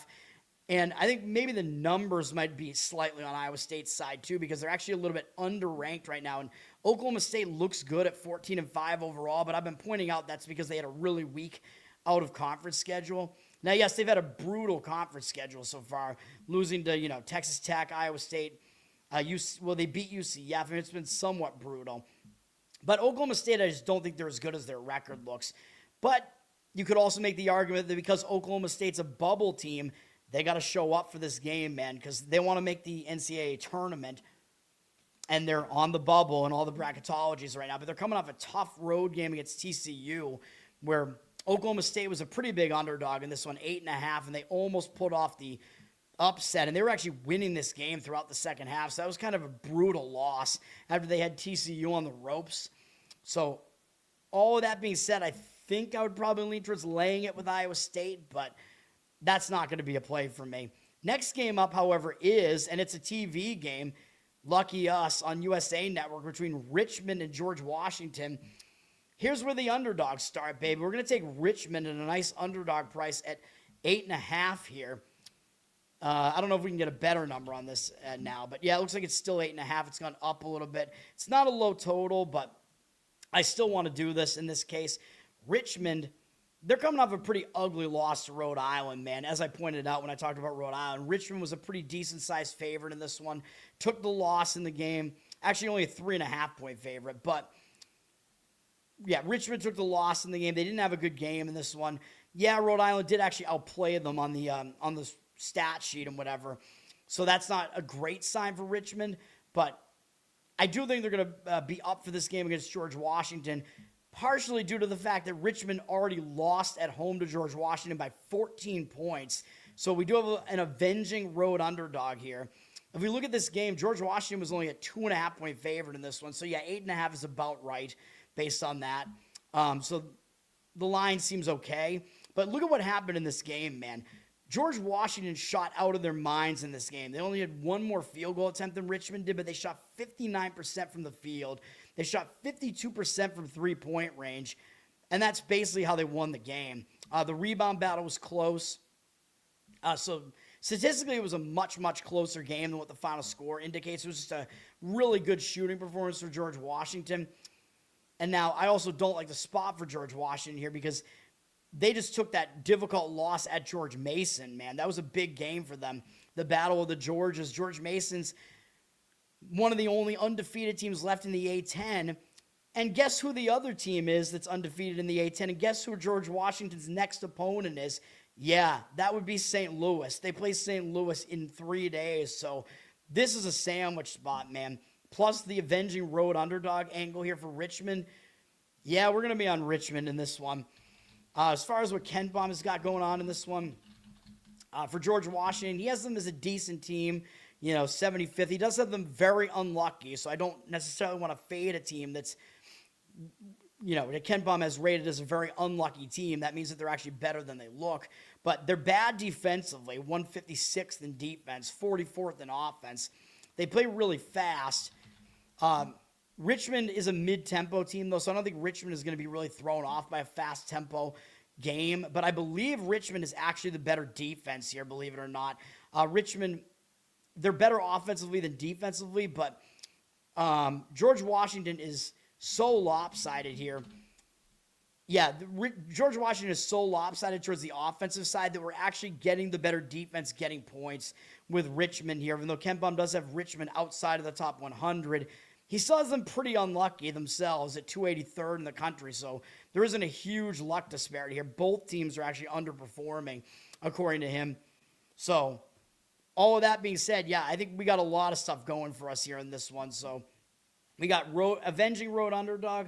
We get George Washington being in a sandwich spot. Richmond coming off losing as a favorite. And we have technically the better defense, according to Ken Baum's rankings, as the underdog. So let's do it. Richmond plus the points. All right. What other games do we want to talk about here? I don't know if UCF at Colorado was that interesting when I looked. It's a weird spot for UCF to have to go out to elevation here. UCF just got blown out by Iowa State on the road, but it's a third road game in 4 games for them. It's not going to be the easiest spot for them, of course. But for Colorado, that's right. For Colorado, they're staying at home, but Colorado just played pretty close against Kansas. I think Kansas actually covered barely, but that was a big game for Colorado, man. And they have a big game up next, too, against Iowa State, so they are kind of in a sandwich spot here. It's just that I worry about UCF having to go into elevation and stuff like that. But, yeah, I would lean towards UCF in this game. I think UCF may be a little bit under the radar now. Ken Baum's got them at 46th. He definitely has them as the better team over Colorado, who he has as 80th. This one's not on my card, but it does look like a sandwich to me that Colorado's in here, like I said. Bill Self also missed that game, by the way. I forgot to mention that because he is in the hospital. And I thought Colorado would, or he was at least for that game. I thought Colorado would show up, and they did, but they just fell just short. Nice performance from Colorado. But if you look at what happened in that game, they didn't really take Kansas to the wire. in the game. They kind of caught back up near the end after they were down 11 in the closing minutes, and then it was kind of cosmetic at the end that they caught back up. So it won't quite make my card, but I would lean towards UCF in this one. And Colorado's laying 2.5 now, which Central Florida is the better of the two teams. As I told you, Ken Baum's rankings bear that out. So you are getting the better team getting points. And even the odds makers are telling you UCF is the better team, but I think they're the better team by a more significant margin than only about, a point or so or whatever we're giving Colorado for home court there. So that's what I think about that. St. Peter's and Merrimack is one of the better games in the MAAC as well. I think Quinnipiac Marist is actually better, but these are the two teams that are atop the MAAC standings right now, and they already played once. St. Peter's, I believe, beat Merrimack at home, right? Yes, St. Peter's beat Merrimack at home by 13. Might have been a little bit of a misleading result, the fact that they won by that much. St. Peter's is on a roll here. They just beat Iona. And you remember, I gave out St. Peter's as a play in that one because I thought they'd be looking ahead to Merrimack. Iona didn't get it done for us, but they did get it done for us against Merrimack. So Merrimack also just played Iona and lost. And now people might think, well, if people are going to look at this game, they might think, well, if Iona beat Merrimack and St. Peter's beat Iona and St. Peter's already beat Merrimack, then of course St. Peter's is going to be able to win this game again, right? Where I think they're going to be a bit of an underdog. I think, Merrimack's a 3-point favorite here. So I think the public, if they look at this game, they're going to want St. Peter's for those reasons. But I disagree with it. I lean the other way. Merrimack, again, they're the team that has the adjustments to make here. They have played a pretty difficult schedule over the last few games, man, and that was why I faded them against Iona, because they'd beaten Quinnipiac and Marist both on the road, and they're playing a second straight road game and a fourth road game in 5 games. So I just think it all caught up to them, and I think they were looking ahead to St. Peter's. But I think this is probably the spot where Merrimack comes back and plays better in this one, so I would lean to Merrimack in that one. It's not on my card, but that's the way I would lean in that one. All right. What other games do we want to talk about here, man? Trying to keep this somewhat short and talk about the games that are at least interesting. I'm looking at the games that I have left as far as my leans. UCF was on the list, Oklahoma. Okay, I have 3 more plays, and I have 4 more additional leans that I have. The next big game up, ESPN, 4 p.m., Auburn at Florida. And the first thing that I thought of is this is a huge revenge spot for Auburn, man. It's Final Four revenge. I know the teams have different personnel here now and whatever. I know Auburn has a different coach now, though it's Bruce Pearl's son. So still in the same coaching tree here, basically. So I think there's a huge revenge motive for Auburn here in this game. And Florida has re-legitimized themselves. They're back 16th in the rankings. Ken Baum actually has them better than that at 10th. But I think in the public's eyes, Florida is all the way back, man. So I think I would only be able to lean towards Auburn here. I think that Final Four revenge is a big motivator here because, of course, that's the last time these two teams faced off, even though, again, they were different teams. You remember who eliminated you from the tournament, man, especially when it was in the Final Four, So Auburn is coming off a decent win over Ole Miss. I mean, it was a momentum-continuing win is what I should say. Over Ole Miss, so not a win that's going to give them a letdown or anything like that. So they have momentum coming into this one. Auburn is also going to kind of need to pad their resume more. So I think you're going to get an effort out of Auburn for all these reasons, and that's what I like. Underdogs that you pretty much know are going to give you an effort. So Auburn, they need to bolster their tournament resume, and it's a huge revenge game. So I like all that for the Auburn side. For Florida, they just came off beating LSU, and we lost taking the points with LSU in a close call. They almost were able to cover that. I thought Florida was going to be in a bit of a letdown spot after they beat Vandy, a huge win to establish themselves as basically the best team in the SEC. So the spot's not horrible for Florida here. They only have South Carolina up next or whatever, but I would lean to Auburn here is what I think is probably the more motivated team here, and maybe you're getting a couple too many points here in this one. Florida's up to 11.5 now. So I do think Auburn is kind of under the radar. Ken Baum has Auburn as the 30th best team in the country, so they're not bad. They faced the 3rd most difficult schedule as well, though, of course, Florida has face a very difficult schedule as well. Fourth, Florida's one of Ken Palm's unluckier teams in the country as well. But I prefer Auburn in that one, plus the points. CBS Sports at 4. Missouri Valley got Murray State at Northern Iowa. Murray State did just take that loss to Drake. That was kind of an ugly loss, but that was Murray State's first conference loss, and they had not lost since they lost to McNeese all the way back way early in the season, man.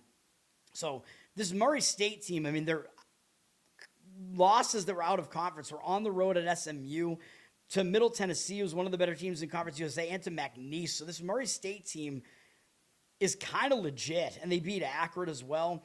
They have had a decent resume so far, but now they finally took a conference loss, and I always talk about how that might hang you over into the next game. They're staying in the state of Iowa, at least playing 2 Iowa teams in a row here, but taking that first conference loss could hang you over, and Northern Iowa's been playing so poorly recently that Murray State might actually look ahead because they have Illinois State and Belmont on deck, and those teams have been playing better and are both in the top 4 in the conference standings, whereas Northern Iowa's been falling apart. This Northern Iowa team, their offense can't get it together right now, even though their defense has been good. They've lost 5 games in a row, but they did just have a close loss on the road as a decent-sized underdog to Illinois State, so they could be in a bit of a hangover spot coming off of that too.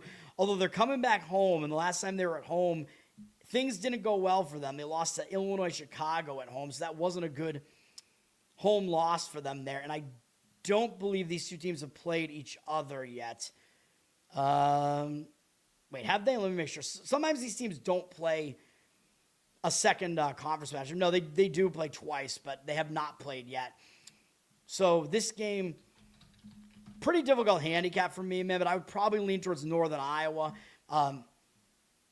You're getting a pick'em price on this one.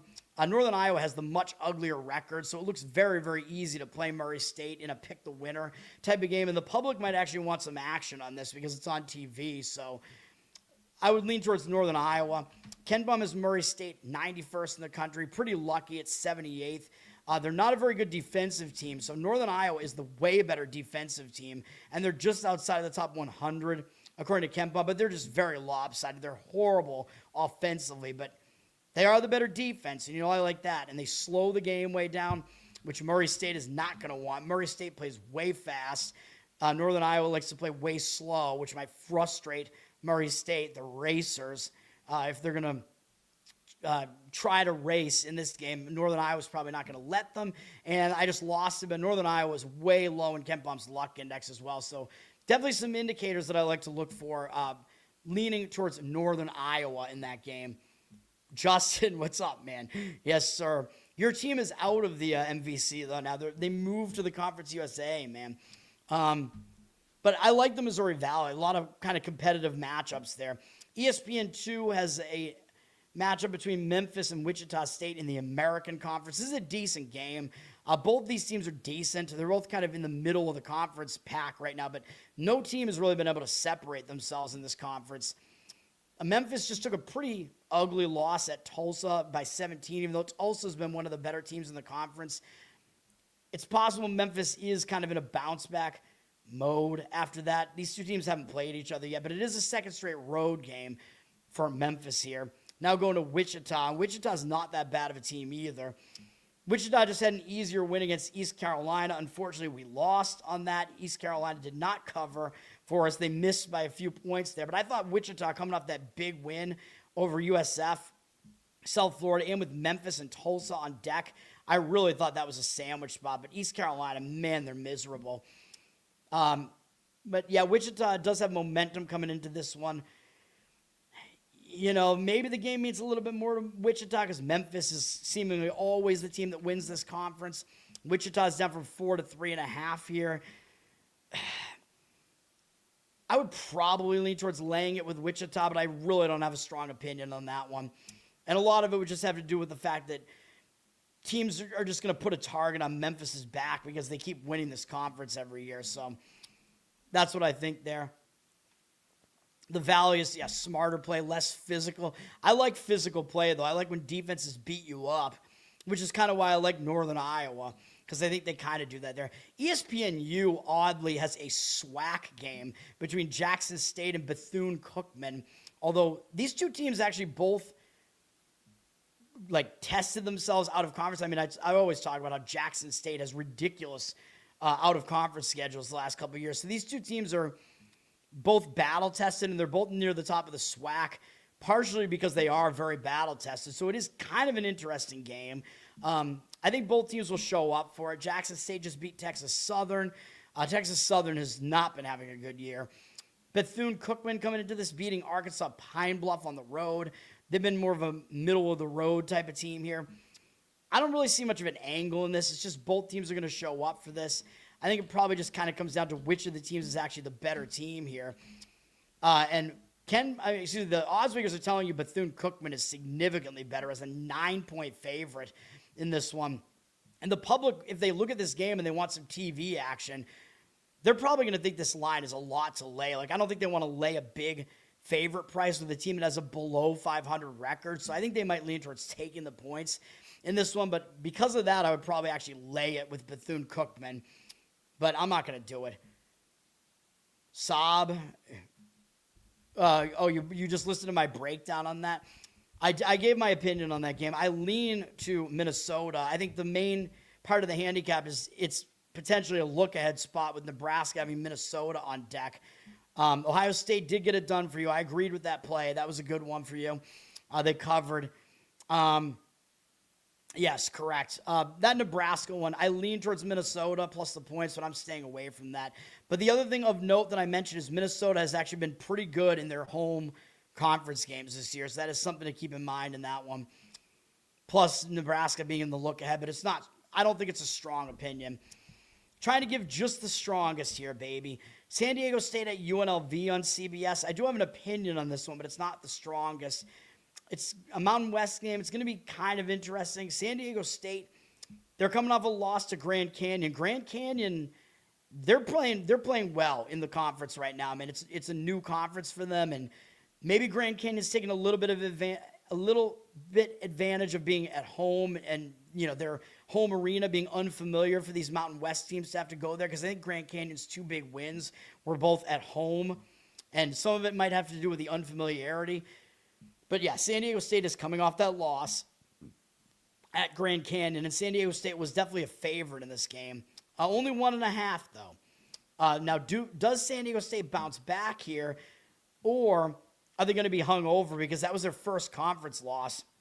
And I talk about how when a team loses a win streak and takes their first conference loss, it might hang them over a little bit.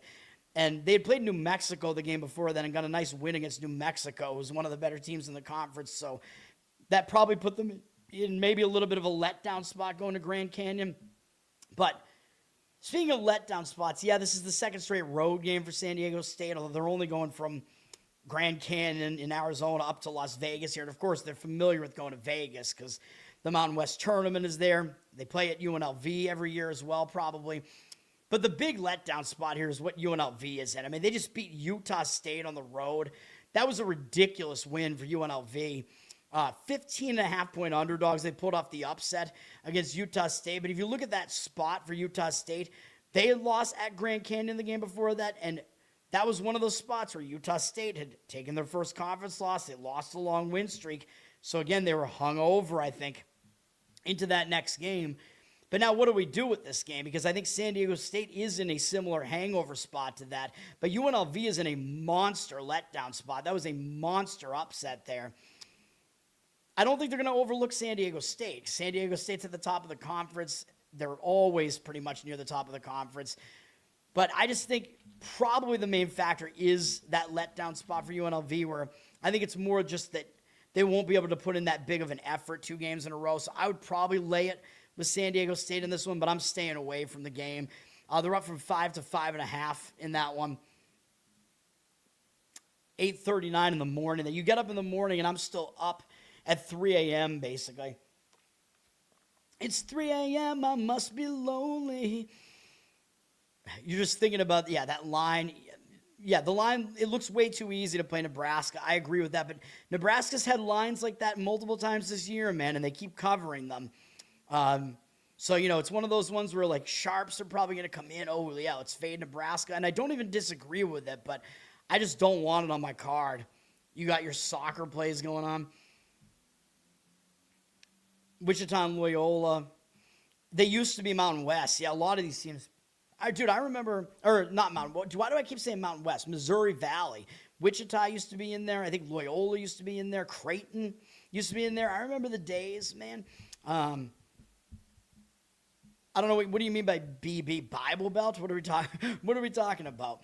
BB versus FB. I don't know what we're talking about. Basketball versus football. Of course. Yeah. Right. Yes. Those schools are much more. Yeah.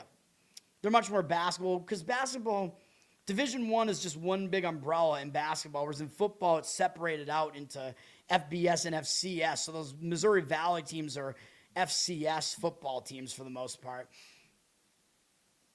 Okay, ACC Network at 4 p.m., Florida State at SMU. Really the only way I could look at this is that Florida State just pulled off a monster upset at Miami that I already talked about. I think they were like double-digit underdogs in that game. Huge game for Florida State, and even bigger because that's their in-state rival and basically bigger brother, Miami. And now they have to play a second straight road game, a third road game in 4 games. A little bit of an unfamiliar venue, really, because SMU hasn't been in this conference that long. Yeah, I think it's a major letdown spot for Florida State. The one thing they do have going for them is they finally did get that monkey off their back, and they won an ACC game. So sometimes that will give you some positive momentum. But I think the letdown spot is pretty heavy here. SMU, nice bounce back win at Wake in their last game. But one concern, I guess, is they do have Louisville on deck. So they might overlook Florida State for that reason, because Florida State just still hasn't been that good. So I would lean towards SMU. I would lay it. They're a 12-point favorite here, but it's not on my card. Okay. What else we got going on here, man? Moving through. I got a few. All the games I have left, I think, are somewhat later games. A lot of the games, like I said, moved up earlier because of the weather. Tulsa and Rice was kind of a weird game when I looked at it. Tulsa just beat Memphis after beating UAB. Those are big wins, man. UAB, still like kind of a decent name in the conference, but you beat Memphis, who again is like always the team to beat in this conference, and you smash them by 17. That's a big win, man. Now they're going to Rice, and by the way, Tulsa already played Rice, and they beat them by 49 points at home. So Tulsa might look right past Rice here. They got North Texas up next, then Wichita, then FAU. You know, I wish it was a team that was doing better than North Texas is, because they're not doing that well, because this might have the makings of a bit of a sandwich spot here. At the very least, I think they won't take Rice seriously after they absolutely embarrassed Rice in that first game. And Rice may very well show up in this game, man. They're at home. They get Tulsa coming in. Might be maybe a little bit of a difficult spot for Rice just because they did play well against Temple in the previous game, and Temple was likely a favorite in that game. And Rice almost came away with the win in that game.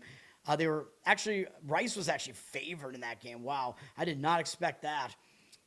Temple, I think, just overrated right now. So, yeah, you know, I think the spot's not great for Tulsa in that one. Rice, pretty huge revenge spot, actually. It might actually be one where revenge is actually the reason for it rather than just making adjustments or whatever, because you're going to be pissed if a team beat you by almost 50. Even though it was at their place. And the game's not on the board, actually, right now. So this might be, I apologize, this might be a game that's getting postponed as well. So I apologize for that. All right, SEC Network at 5 p.m., LSU at number 20, Arkansas. More of a football matchup here than a basketball matchup. LSU just played at Florida, took the double-digit loss, didn't cover. Second straight road game, but I think LSU will show up because they're falling out of the tournament picture here, man. So they need some win against some team that's going to be in the tournament, you know. So LSU, you're probably going to get motivation out of them at the very least. And Arkansas just had a nice win over Vandy. So I think it might be a little bit of a letdown for Arkansas. They stomped Vandy 93-68, and Vandy was coming off that big game against Florida where they fell just short. So I think Arkansas caught Vandy at the right time. I would lean towards LSU in this one. I think you're going to get potentially the bigger effort out of them as the underdog here. They're a 10-point underdog in this one. So that's my opinion in that one. NCAAB and Towson. I'm doing it for you, man. I'm running through the entire college basketball board. I do quick handicapping, basically. I look at the scheduling spots. If I see something that I like, what I do is I look at the schedule first because I do the situational stuff. If I like what I see in the scheduling, then I start like digging in, like, was there a first matchup? What happened in that first matchup? I look at the Ken Palm stuff. So I try to consider all of it. VCU at Davidson on USA Network. So this one's televised as well. It's an interesting one, but I think the big part of the handicap is VCU just almost lost to St. Joe's, which I already mentioned, which is why we're fading St. Joe's here. VCU coming off that, when a big favorite does poorly like VCU did, I think they do tend to show up with some effort in the next game. It is a third road game in 4 games, which is a little bit difficult, but I think they will show up here. I think they are the better team, and I think VCU might actually be a little bit under the radar just because they face a pretty difficult out-of-conference schedule. Ken Palm still has them 47th in the country, so he has them as like absolutely the second-best team in the conference behind St. Louis, of course. Davidson coming into this game off of beating Fordham and didn't have a great game against Fordham, where I think we got a push on the show. I think unfortunately I gave it out at 4.5, but I found a 5, like I think right when I was doing it for the push with Fordham there. But Davidson I thought was in a sandwich spot because they were coming up that game against George Washington. That was a big game. They pulled off the upset and they had VCU on deck. So I think they got caught in a sandwich. So I expect Davidson to show up too, but because VCU had such a bad performance in their last game, I would probably have to lay it with VCU here. They're up from 4.5 to 6. That line almost looks short to me, knowing how good VCU really is here. I would probably lay it in that one. Trevon Brazil at Arkansas. Springfield, Missouri. The Springfield 3, baby. I'm a true crime guy as well. That's one of the most baffling cases out there. The Springfield 3. It was 2 high school chicks and the mother of one of them all disappeared from the same house and have never been seen again. You can look up that case. Very, very strange. And it's very frustrating too because a lot of potential evidence got kind of destroyed just by witnesses being stupid, pretty much. Very, very frustrating as a true crime buff because if that hadn't happened, the case might have been solved in some way. Yeah, I don't do soccer, so that's why I don't even try. There's just way too much going on with soccer. I don't do it. I might dive into the World Cup this year, but I don't know. I did a little bit the last time the World Cup was around. I think I may have had 1 or 2 plays, but Seton Hall at Depaul on True TV, Big East matchup at 5 p.m. Seton Hall, coming into this game, they had a big game against St. John's, man. Seton Hall, I know they've lost 3 games in a row, so you might make the argument they're kind of desperate for a win here, but that was a huge game with, as I said, they were like double-digit underdogs at St. John's, and they led the game by double digits in the second half and then lost the game. Brutal loss for Seton Hall. Oh, wait, I forgot. I'm sorry. This is one of my best bets, actually. My apologies. And it's for these reasons. We're going to fade Seton Hall here. We're going to take Depaul plus 2.5. It looks way too easy to play Seton Hall at 2.5, I think, even though they've faded a little bit in the standings. They still have the way prettier looking record. They still have the name recognition. Nobody wants to play Depaul. The Depaul is actually a little bit improved this year. They're no longer a doormat.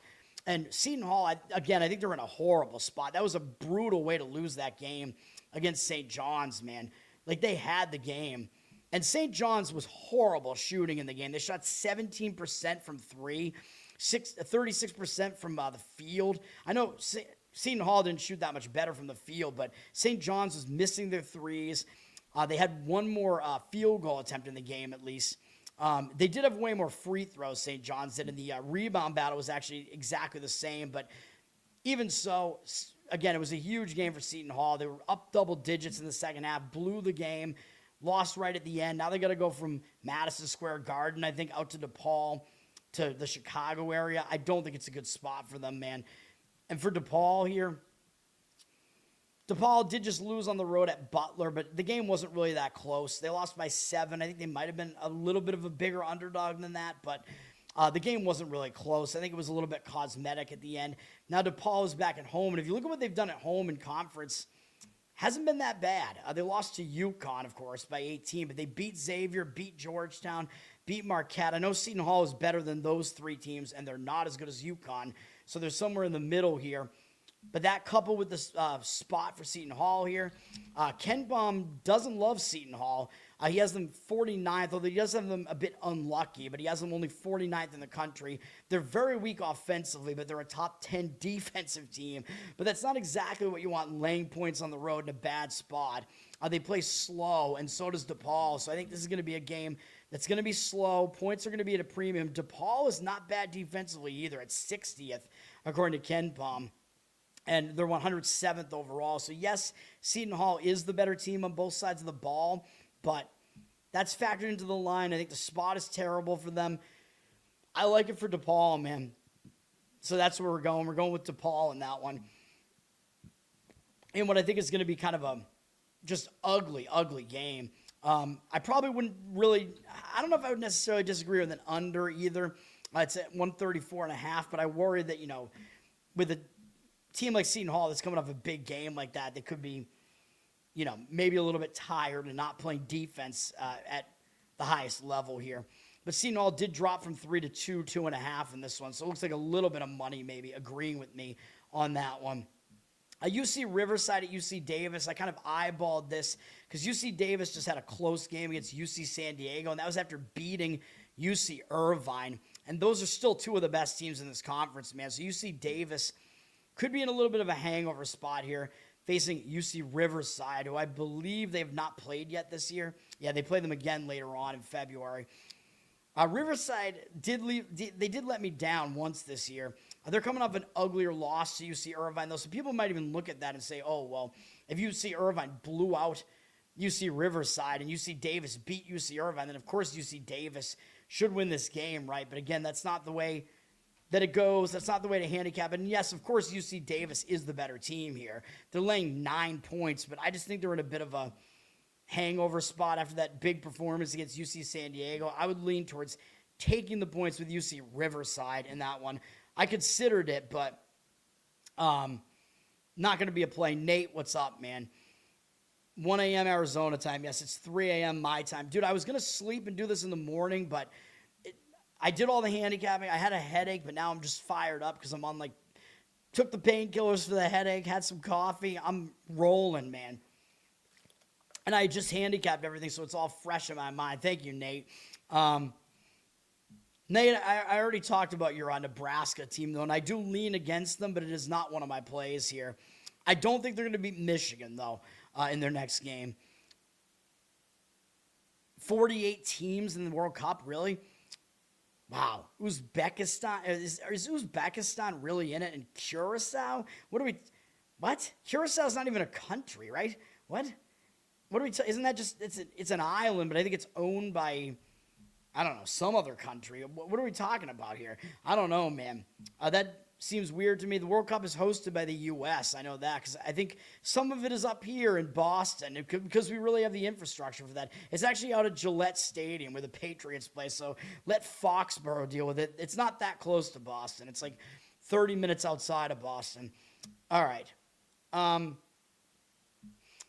Yeah, Portland State at Idaho might be an interesting one in the Big Sky just because Portland State's still undefeated in the conference and Idaho's 4th in the conference standings. Portland State coming off not a great performance against Eastern Washington, but I told you I liked Eastern Washington in that game because I don't think Portland State is really as good as their record looks, but Eastern Washington is definitely not as bad as their record looks. But Portland State, I think, still covered that number by 1 or 2 points there. Second straight road game now to go to Idaho, but it's not really that much of a travel spot from Eastern Washington to University of Idaho. Idaho's really close to the Washington border. Idaho coming off an easy win over Sacramento State, though, so the spot probably actually sets up still a little bit better for Idaho here, and these teams have not played each other yet. I would probably lean towards Idaho here, man. They're up from 2 to 2 with juice here. There's a reason why they're favored. The odds makers are telling you that Idaho is not that much worse than Portland State, so to the point where they're actually favored as the team with the uglier record. So that's the way I lean there. They qualified apparently. Dutch coach Advocaat. What is he? He's a lawyer. Doesn't that mean lawyer in a bunch of different languages? So that's your Curacao you're talking about. But they're a Dutch territory, right? So why wouldn't that be the Netherlands then, if that's the case? The Netherlands is like always in the World Cup. They're like usually good, right? The orange, they play orange because that's their royal color. They wear orange. I don't know. That seems very weird to me. Fox at 5:30 p.m. has Holy War round 2 between Utah and number 13 BYU. Utah played really well in the first game, man, at home, only losing to BYU by 5. Utah's not a very good team, of course. They're at the bottom of the Big 12 standings. They might actually be the worst team in the Big 12. They're probably going to get up for round 2 against BYU, though, even though BYU might have reason to take them seriously after Utah played them really tough at Utah. Utah is coming off a close loss at Kansas State, which I don't exactly love, and now playing a third road game in 4 games. I don't necessarily love that, but you're likely to get an effort out of them again in this game at the very least. BYU does have a major look ahead here to Arizona, and they did just lose to Texas Tech, although I don't really consider it to be a sandwich because they did lose by double digits on the road to Texas Tech, so it wasn't really close. That did end a long win streak for BYU, though, so that's the other concern here. And again, I'm going to mention it. BYU only had 1 loss all season. It was a really close loss against Yukon, and I believe that game was in Madison. Was it in Madison Square Garden? No, it was in Boston at the TD Garden, the Titty Garden. So it was a very Yukon-heavy crowd there, and BYU still played really well in that game. And now they've taken their first conference loss. They hadn't lost since that game way early in the season against Yukon. And again, I'll talk about it. When you have a long win streak snap like this, it can definitely hang you over into the next game. So from that respect, I do think you could argue this is a sandwich spot. And they do have Arizona next, is the other part of it, in 2 days. That is a major look-ahead spot there as well. So for round 2, I do lean to Utah again in this one. Plus the points. BYU's laying 18.5 in this one. Certainly they're the better team, but I would take the points with Utah if I was going to play it. Nancy, what's up, man? Thanks for hanging out. Nancy, out in the Pacific time zone somewhere there. Unlike me, I'm just an insane person. Okay. ESPN at 6 p.m. We have the battle of these 2 Texas teams, round 2. I don't know what you want to call this. TCU versus Baylor, round 2. These teams already played once at TCU, and I believe Baylor was actually a favorite in that game, even though it was at TCU, and TCU got the win. Now TCU is coming off beating Oklahoma State close at home, and I mentioned that game because TCU was a big favorite in that game, and they almost lost the game, so I think they might have more focus in this game against Baylor, although it is a third road game in 4 games. But that Oklahoma State win also did snap a 4-game losing streak for them. So TCU does probably have a little bit of momentum coming into this, but they did already beat Baylor once, and they have Houston on deck. So that is a pretty big look ahead to Houston, man, who is still the best of the Texas teams, even though I think they might lose to Texas Tech today. Baylor coming into this game off 2 more losses. Baylor's really been struggling, man, but they faced a difficult conference schedule. They had the road game against TCU. They got Iowa State and Houston at home. That's not easy. Decent win on the road at Oklahoma State, even though I know Oklahoma State's not as good as they look. Kansas on the road, that's not easy. And Texas Tech at home. I think Baylor might be a little bit underrated right now, man. Their conference record looks really, really bad, but they've probably faced the most difficult conference schedule out of anybody in the Big 12. I mean, how could it get really more difficult than that? They've played all of the best teams in the conference already once, so I think you might wind up getting a little bit of value in Baylor in this one, man. They're coming off pretty much a blowout loss to Texas Tech, so I would have to prefer Baylor in this one, and they're actually laying 4 points here, because like I said, I think they were actually laying points at TCU, so this line might actually be a little bit short based on that, so I would lean to Baylor in that game. I think they're under the radar right now. The public's going to probably look at this and see Baylor with like the worst record here, the worst conference record. Like, why would they want to lay points, right? But I think that might be the right move in that one. Dick Advocat, very, very strange. Dick Avocado that's what I'm going to call him. Ex-Netherlands national coach. All right. Last thing I remember about the Netherlands, I remember them they made some deep run in the World Cup not that long ago, right? That's the last thing I remember. I don't know. Fox Sports 1 at 6 p.m. We have Northwestern at UCLA. Now, of course, I already talked about UCLA, and what did they do in their last game? Well, they pulled off a huge win against Purdue. So immediately my reaction is UCLA is going to be in a huge letdown spot here. Yeah, but the problem with that is that Northwestern kind of is too, because they just pulled off an upset at USC, and that was one of my winners the other night because I thought USC was in a bad spot because they had just played Purdue and played them really tough. So USC was in a bit of a hangover spot there. Northwestern was able to get the job done, but now Northwestern's coming off a 7-point road underdog upset. So the question is, what do they have left in the tank? They did end a long losing streak for themselves with that, though. And they face a pretty difficult schedule in conference, man. They played Michigan State, Illinois, Nebraska already, Wisconsin and Ohio State as well. So Northwestern, they've faced one of the more difficult conference schedules. I think they are still a bit of an underrated commodity here. And because they did just break a losing streak, I think maybe that will give them a little bit of momentum here. I would probably have to lean to Northwestern in this one, man. It doesn't make my card, but I think that is the lean here. UCLA has Oregon next. I don't know if they consider that to be a big game or not. They already beat Oregon once, but that's one of those former Pac-12 matchups. UCLA is a 7.5-point favorite here. I'd be leaning towards Northwestern. And you remember when I talked about Northwestern in their last game, they're really, really underrated. Ken Pom has them as the second unluckiest team in the country now, and they face the 25th strongest schedule as well. So they're an underrated commodity right now. They're top 100 in both offense and defense, 61st overall. UCLA is only 40th, so UCLA is not that much better than Northwestern, man. Although UCLA is slightly better on both sides of the ball, really. UCLA is a little bit of an unlucky team as well, though, according to Ken Pom. But anyway, yes, I lean towards Northwestern still in that one. Curacao is super small, yeah. It's a Cinderella story. I think it's weird because I guess you can qualify for the World Cup even if you're not actually like an independent country. I don't know. They're in a group with Germany. Yeah, Germany should kill them probably, right? Germany's always good. Netherlands are strong as well. Good to know. A lot of players that are in the EPL, the English Premier League, yes, but they're Dutch players.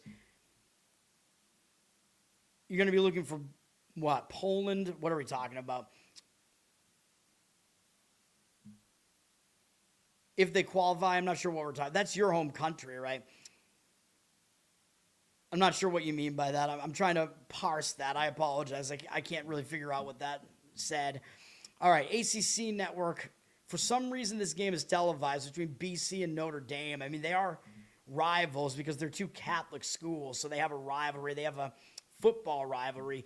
BC just got that win over Pitt. They have a little bit of momentum with 2 wins in a row. They got to go out to South Bend here. Now, the BC has not been good on the road. They've lost all their road conference games so far. They only have one true road win on the season. It was at Temple, who I just pointed out is overrated. So, yeah, BC has not been good on the road. They do have Virginia up next as well, which is a potential look ahead here. They might overlook Notre Dame because Notre Dame just hasn't been that good either. Notre Dame just got smashed by North Carolina. Now they're coming back home. And the last time they were at home, they didn't do well. They lost to Miami. They've lost 5 games in a row, but they also have Virginia on deck. But to me, I think the spot probably looks a little bit better for Notre Dame in this one. Boston College is also a bad team. Notre Dame dropped from 8.5 to 7.5. It is a low total in the 130s, but I think people are going to look at this game and not want to lay points. Like, why would you want to lay points with a 1-5 conference team who's 10-9 overall? Like, something looks weird about that line, right? But the odds makers are telling you Notre Dame is the better of the two teams, so I would probably have to lean that way. Oh, you might wind up facing the Netherlands in the group stage. Is it already decided? Netherlands, Japan, Tunisia, and so I guess it's not all decided. It's going to be either Albania, Poland, Ukraine, or Sweden. Sweden are my guys, man. Sweden and Italy. I'm Swedish and Italian. And, of course, I'm American, but I don't know. There's always just way too much hype over the U.S. team being in it. Yeah, the U.S. gets a rigged group. They're going to lose once they get out of the group stage, though. I think that's what always happens. They're probably not that good. Okay. What other games that I want to talk about here, man? We're getting towards the end here. How many plays do I have left? I have two more plays in the night games. I have a couple more leans here as well. One is Canisius and Fairfield. This is a lean, not a play. This is the other side of that matchup that I do have a play on Sacred Heart, remember. This is the other side of that. Canisius just had a big game against Sacred Heart, although I don't know how big they considered that game to be because they were really close in overall record, right? So I don't know if Canisius, if these players like realize that Sacred Heart was the way, like they were a really heavy favorite here at 10.5, right? So I don't know if the players realize that or not, but Canisius almost put off a big upset of a 10.5 point variety there. So they could be a bit hungover here. Another road game here going to Fairfield. I think both these games are actually in Fairfield, Connecticut. I think Sacred Heart is in Fairfield. It is. So Canisius is actually playing both games in the same city. They do have Marist up next, and that might be a look ahead because I know Canisius, they're not going anywhere. So maybe they look ahead to Marist. This is also a second matchup, by the way. Canisius beat Fairfield in Canisius, which is in Buffalo, earlier this year. So interesting. And Canisius just shot out of their minds in this game, man. They shot 54% from three-point range in the game. Fairfield out-rebounded them, but still lost the game. And it was mostly because Canisius just wasn't missing any of their threes. So that was a misleading result. I think Fairfield was like a 6.5 point favorite in that one. So there is like a little bit of a, I don't want to say revenge, but like an adjustment angle here for Fairfield to adjust to what happened in that game. And I think based on the fact there were 6.5 point favorites in that one, this line is actually a little bit short, as I'll show you in a minute. I think it's about 10.5. But the setup in this game for Fairfield is also pretty good because I just pointed out they just almost lost at home to Niagara, and they ended a losing streak with that win. And as I keep talking about, when a team almost takes a loss at home like that, they tend to do better in the next game. When they almost take a loss as a huge favorite, I mean, they tend to refocus and play a lot better in the next game. So I would lay the points with Fairfield in this game. Not on my card, but it's close. This one almost makes my card. They're up from 10 to 10.5 here. It is a low total of 142. But yes, I would lay it with Fairfield in that one. Paraguay, Australia, yeah, those are not good teams. Paraguay might be all right because they're a South American team. Australia, I highly doubt is any good. What else do we have here? Manhattan at Iona. I took a look at this one, and Manhattan just almost pulled off an upset at Quinnipiac, man. Manhattan took Quinnipiac into overtime. That was a big game for Manhattan. Quinnipiac were 13.5 point favorites in this game. So what do I always say? When a team is a huge underdog and they almost pull off a huge upset like this, especially when it was against a team that's known to be one of the best teams in the MAAC, I think Manhattan might be in a little bit of a hangover spot here, man. They're playing a third road game in 4 games as well. They are having to go to Iona here.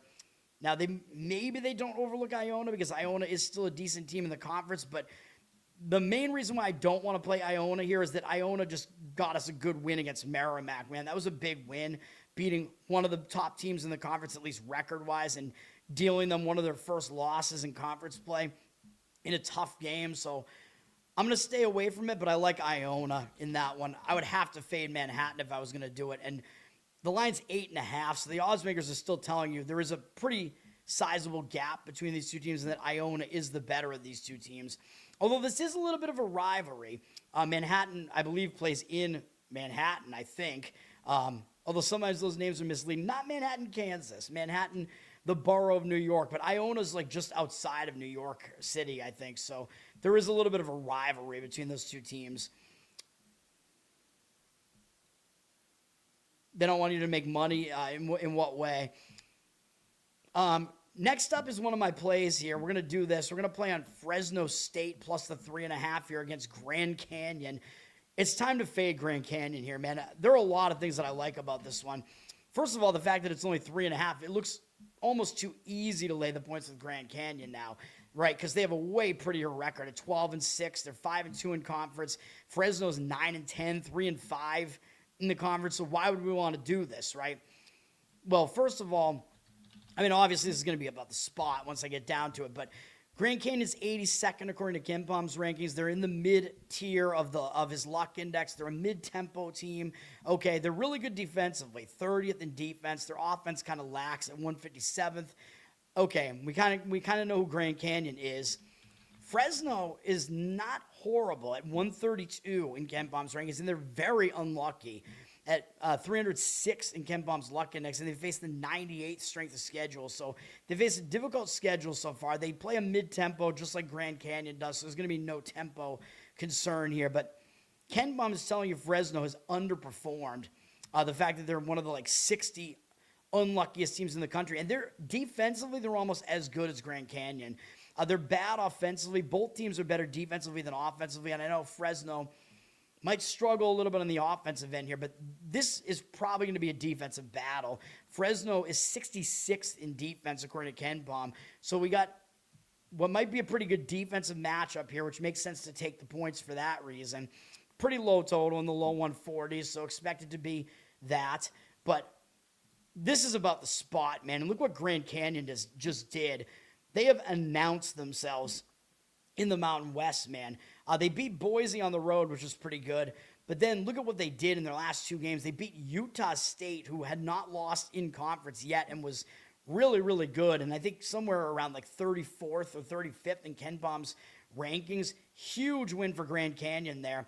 And then what did they do? They had to play San Diego State in the next game. Oh, yeah, they beat them too and dealt San Diego State their first conference loss as well. So Grand Canyon took the top two teams in this conference, beat them both, and gave them their first conference loss.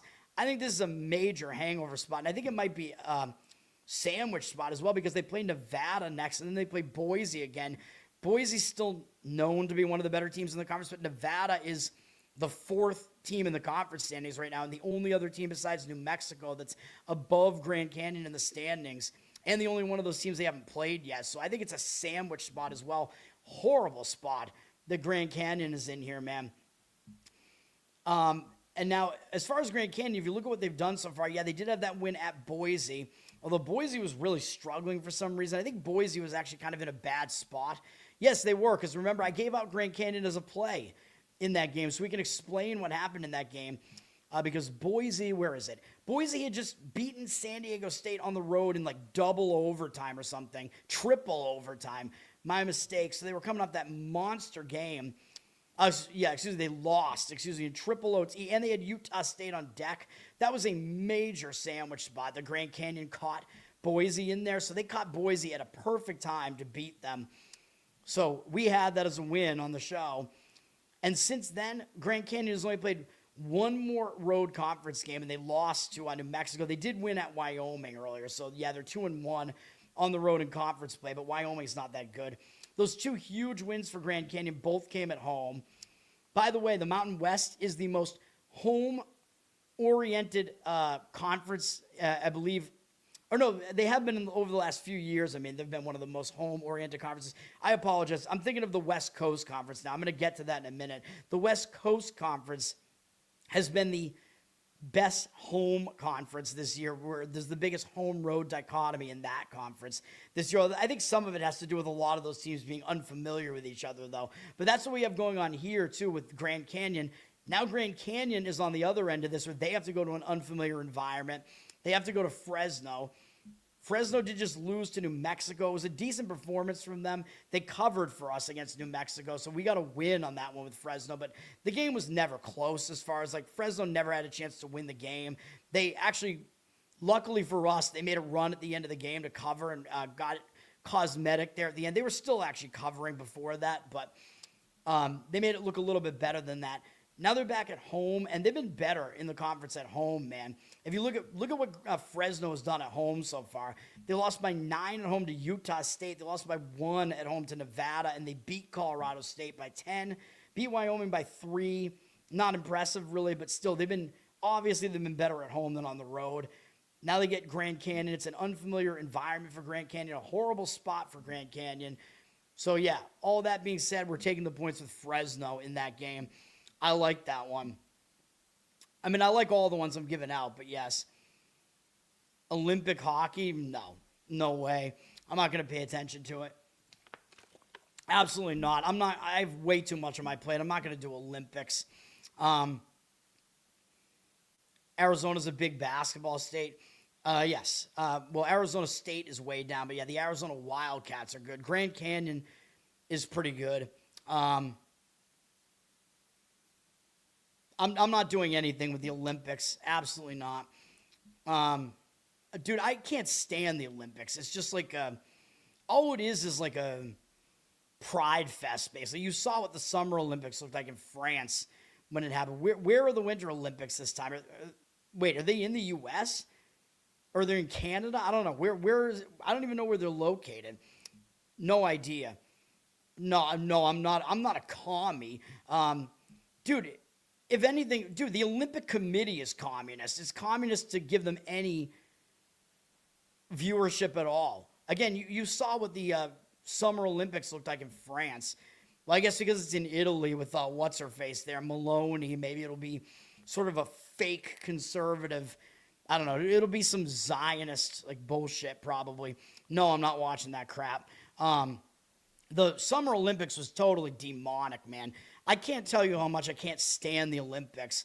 Although I prefer winter to Summer Olympics, so there is that because it does have hockey and some of the more manly sports there. But all right, back on track here. I've got to finish this off. I have one more play and I have one more lean as well. San Francisco at Gonzaga, number 8 in the country on CBS Sports here. San Francisco, you got to figure they'll at least show up for this game, man. Gonzaga, of course, we know they're elite, but they got a target on their back. And it's going to be a matter of, is Gonzaga going to cover some massive spread here? Gonzaga just failed to cover, I think, against Pepperdine, even though they beat them by a ton anyway. But Gonzaga has St. Mary's on deck, man. So I think they might overlook San Francisco a little bit here. San Francisco's been faltering a little bit. Of course, Gonzaga St. Mary's is always like the battle for who is the best team in the conference, right? Although maybe Santa Clara has something to say about that. But I would lean towards San Francisco in this game. Not a play for me or anything, but Gonzaga's down from 18 to 17 here. I would lean towards taking the points. As far as San Francisco is concerned, oh, yeah, they just beat Washington State. Yeah, I mean, Washington State's not that good this year. So, yeah, hockey is definitely better than every other sport. Next up, the Battle of Kansas on Fox at 8 p.m. Number 19, Kansas. I don't know if Bill Self is going to be back for this game or not because he missed the last game. He is returning, apparently. Prayers for Bill Self, even though I'm not a huge fan of him. But, he keeps having these hospitalizations, which isn't good. Now, Kansas just went into Colorado, and they did cover, but they kind of barely got the job done there. Wasn't the greatest game for them. Now they're on the road at Kansas State, but they do have a pretty big look ahead to BYU and then Texas Tech after that, so they might kind of overlook Kansas State here, to be honest. I know it's a big rivalry, but obviously Kansas State is the little of the two brothers here, especially over the last couple of years. And Kansas State, I think the spot sets up a little bit better for them because they just ended a long losing streak by finally getting a win. They beat Utah. That was their first conference win, and I talk about that when a team finally gets that first conference win. They get that off their back. They can finally just play a little bit looser. The big rivalry game here for them. I would lean towards Kansas State in this game. The line is also pretty suspicious looking. Kansas is down from a 5-point favorite to a 4.5-point favorite. It looks very, very easy to lay the points with Kansas here. But given what the spot looks like, I would lean towards taking it with Kansas State in that one. All right. Fox Sports 1 has Nevada at New Mexico. Nevada coming off an easy blowout win over San Jose State. Now they're going on the road to face New Mexico. I don't think these teams have faced off yet this year. New Mexico is always a difficult place to play, though, in the pit. But Nevada, I mean, they play there every year, though, so they're kind of used to it. New Mexico is the team that's coming off kind of the worst performance, though, against Fresno, although they had the game in hand and won it fairly easily. But you remember that was a sandwich spot, I said, because I gave up Fresno plus the points. They covered for us. New Mexico had come off that big game against San Diego State the game prior and lost barely. And they had this Nevada game on deck, which I thought would be bigger. So they had not the greatest performance against Fresno. So in this game, I would lean towards New Mexico. Where are they at? They're down from 8.5 to 7.5 here, but I would probably lean towards laying it, even though it looks like the number did tick down a little bit. Also, I think the public, if they look at this game, they might think the line looks big because both teams have very similar records. So it looks like New Mexico's favored by too much, but the odds makers are telling you that they are the better team to enough of a degree that they're that much of a favorite. St. Mary's is at Portland, and I just pointed out because St. Mary's has Gonzaga on deck. So definitely could be a look ahead there. And they already beat Portland at home by 21 points, so they might look right past Portland here. St. Mary's did just beat Oregon State easily, but Oregon State hasn't been good. So I don't know that that's going to really be it's not a letdown spot or anything like that, although Oregon State was that former Pac-12 team. But all that being said, yes, I do lean to Portland in this game. Portland just beat Loyola Marymount on the road, which is a decent win for Portland, though probably it was an upset. It was an 8.5-point upset, so I don't really want to jump on Portland for that reason because they did pull off an upset of their own. But that is the way I would lean if I was going to play it. I would take the points with Portland. They're a 14.5-point underdog here, and the total's pretty low at 145. And, St. Mary's plays really slow basketball, so laying double digits on the road with them, not really something I'd be interested in. Okay. ACC Network has the Battle of California, Cal and Stanford here. Kind of a weird setup in this game. This is at 8 p.m. Eastern as well. Cal is coming off beating North Carolina, so they could be in a letdown spot off of that, man. And they haven't played since then, and that did break a losing streak for them, but it still could be a letdown spot, even though I don't really think they're going to overlook Stanford. I mean, Stanford is still a rival of theirs. Stanford's ahead of them in the standings, but the spot I think is actually better for Stanford because they played North Carolina earlier, and then they followed that up with getting crushed by Duke. So after Stanford beat North Carolina, they got obliterated by 30 by Duke, so that's what they're coming off of. So I do think the spot does set up better for Stanford because of that. So that would be my lean in this one. They're down from 5 to 4.5, but I would lean towards laying the points with Stanford in that game. What else do we have left here? Utah Valley at Cal Baptist. Utah Valley is coming off a really ugly loss at Southern Utah. And the WAC is really weird this year. The WAC is whack. They only have 7 teams in it. So the teams in this conference, in a lot of cases, are going to play each other 3 times, which is, I think, the only conference that has this. And that wasn't the case until this year, until Grand Canyon and Seattle left the conference. This conference is going to have 3rd matchups in the conference. And that Southern Utah one was a 2nd matchup. Of course, Utah Valley won the first one by double digits, but I think Southern Utah maybe made some adjustments or whatever, but I also think this was a misleading result. Utah Valley was a huge favorite here, 12.5 on the road, lost the game outright. Southern Utah shot 51% from the field and 52% from three-point range. I mean, come on, man. They did out-rebound Utah Valley, which is a little bit of a concern for Utah Valley. And the fact that Southern Utah lost the turnover battle by a lot and still won, that's a concern. But these shooting percentages were major outliers. Utah Valley had 15 more field goal attempts in the game, so they did have way more possessions, basically. But they only shot 37% from the floor and 23% from 3, and they missed a lot of their free throws too. So the shooting was just terrible for Utah Valley in that game. I think they bounced back in this one, but I believe they've already beaten Cal Baptist once. And Cal Baptist, of course, will show up for a game. Yeah, Cal Baptist lost at Utah Valley by 7, although they played pretty competitively in that game. Cal Baptist is on a little bit of a roll here. Of course, they're not going to overlook Utah Valley, but Utah Valley is the better team, coming off a very misleading result and a very ugly loss. So I lean towards Utah Valley here. They're only a 1-point favorite, though, and that does concern me because if the public looks at this game, it might look a little bit easy to lay the points with them, although I guess their record's not that much better looking than Cal Baptist. But, yes, I would lean towards Utah Valley in the bounce back in that one. 8:30 p.m. Eastern on ESPN. Tennessee is at Alabama.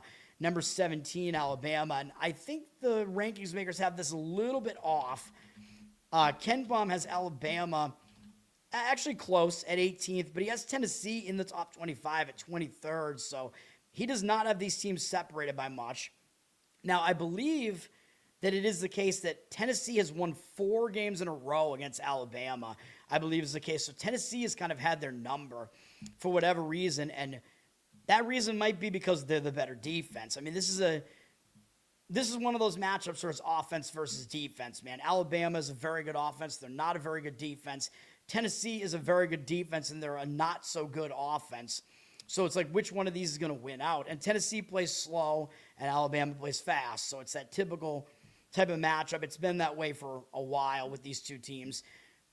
I usually like to look towards the better defense, and you are getting points with the better defense here with Tennessee. They do have a track record of beating Alabama, although it does mean that Alabama is going to be in a little bit of a revenge spot here because they keep losing to Tennessee. But again, when it keeps happening, it could just mean that there's a matchup thing and that the coaches have a certain thing going on. Rick Barnes matches up well against Nate Oates for whatever reason.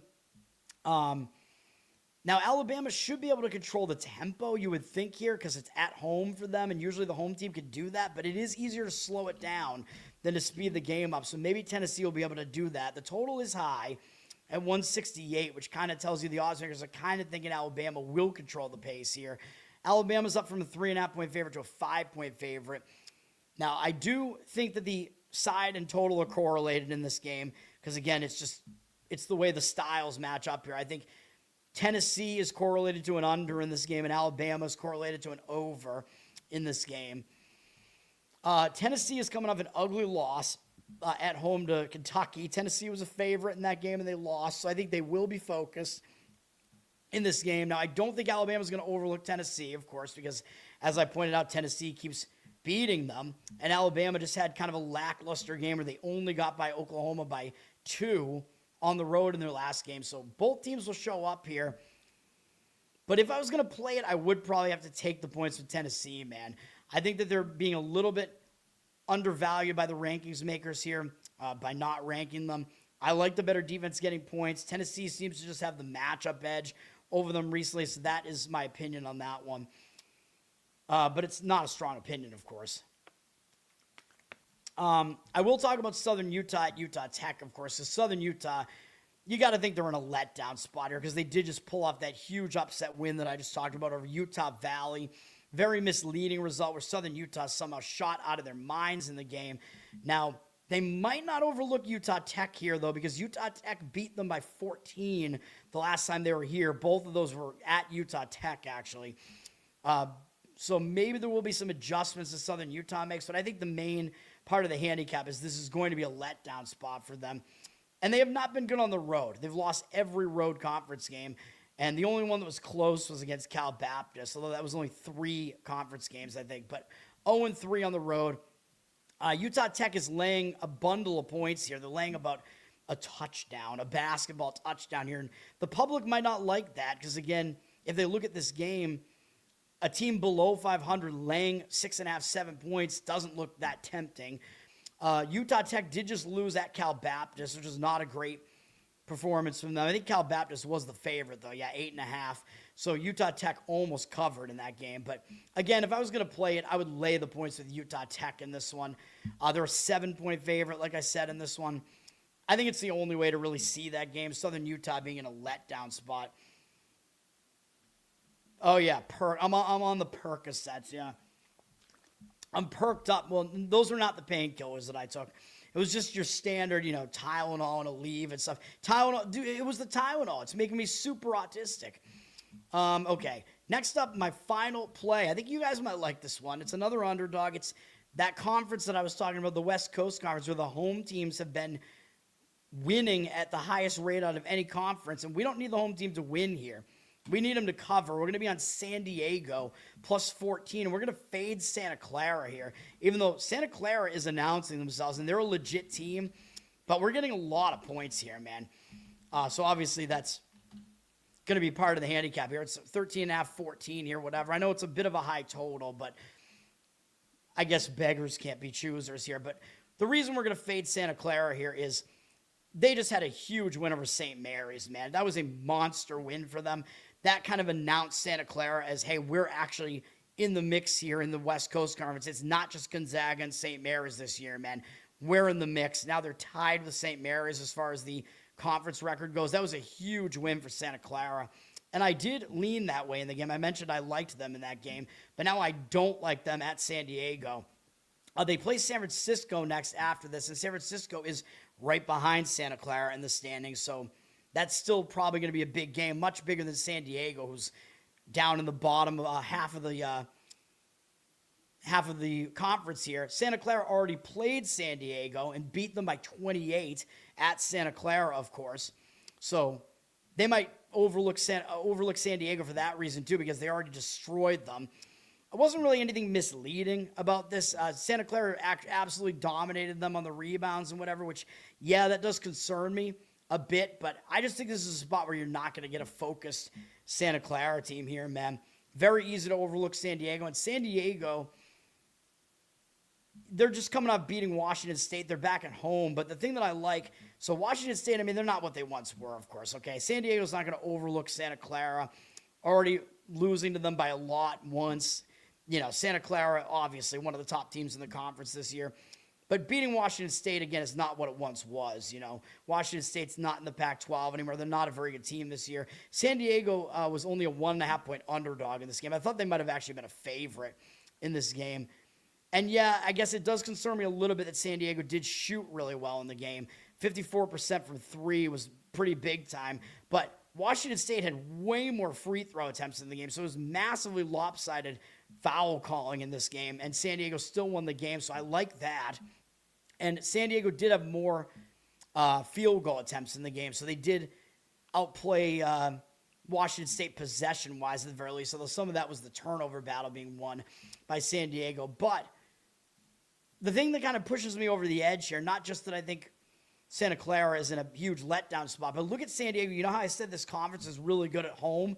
Look at San Diego at home this year in conference. They beat Pacific, and Pacific is a pretty good team, actually, in the conference this year, and San Diego beat them by 12.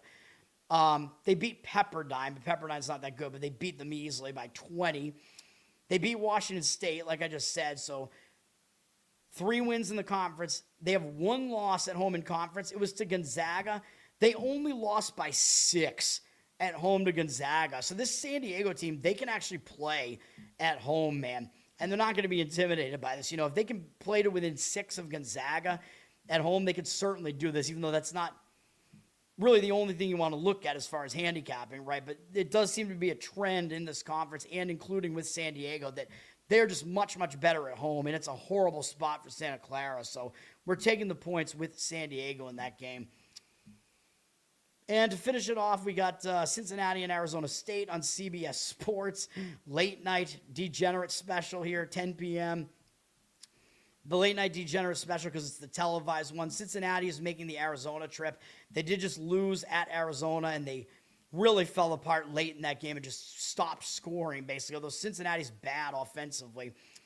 Still not easy to play both Arizona teams in a row on the road, though, man. And Arizona State, they're, I think, really going to be kind of in an embarrassed mood here. They've lost 3 games in a row. Bobby Hurley is kind of flipping out there. They just lost at home to West Virginia, like I said. So I do think Arizona State will show up in this game. I think the spot's a little bit better for Arizona State. Cincinnati down from 3 to 2.5 here. I would lean towards Arizona State there, plus the points, but no real strong opinion there. And then UC Irvine at UC San Diego. Last game we'll talk about. Should be a good game. These teams are both right near the top of the Big West. UC Irvine, nice bounce-back win, even though it was a 3rd straight road game. They had a tough game at UC Davis after they played really close against Hawaii, out in Hawaii the game before that. So UC Irvine, I think, was definitely in a bit of a hangover after that and lost to UC Davis because of it. They bounced back nicely against UC Riverside, but now this is their 4th straight road game, and it's at UC San Diego. And now Irvine might have a little bit more extra motivation here because UC San Diego, of course, won the conference last year and basically dethroned Irvine.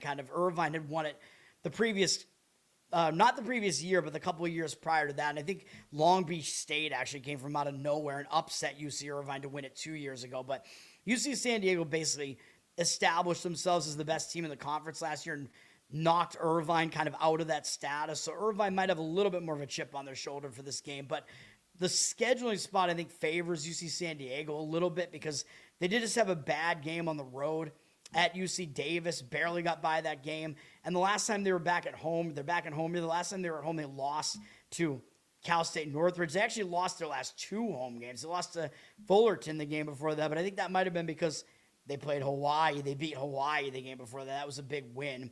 So I think they were in a letdown spot there. So a lot of stuff going on here. I would lean to UC San Diego in this one, though, as I was kind of alluding to there. They're up from 1.5 to 3, so the odds makers are telling you, well, the odds makers are lining them as a favorite, although telling you that UC Irvine is actually the slightly better team because UC San Diego's not getting full home court this time. Yeah, they're definitely not as good as last year, but I prefer them in this spot.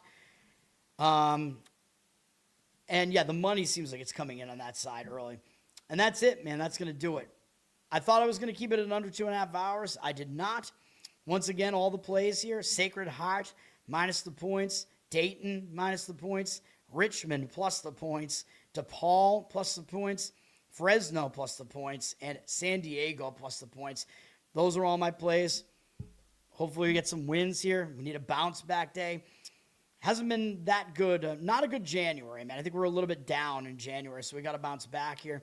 Now I think I can finally get a little bit of sleep, and I'll be back, and I'll have to talk about hockey and NBA for tomorrow. There's probably a big hockey board as well. Learn to Tone on Twitter. Learn to Tone on Instagram. You know, like, subscribe, comment on the channel here.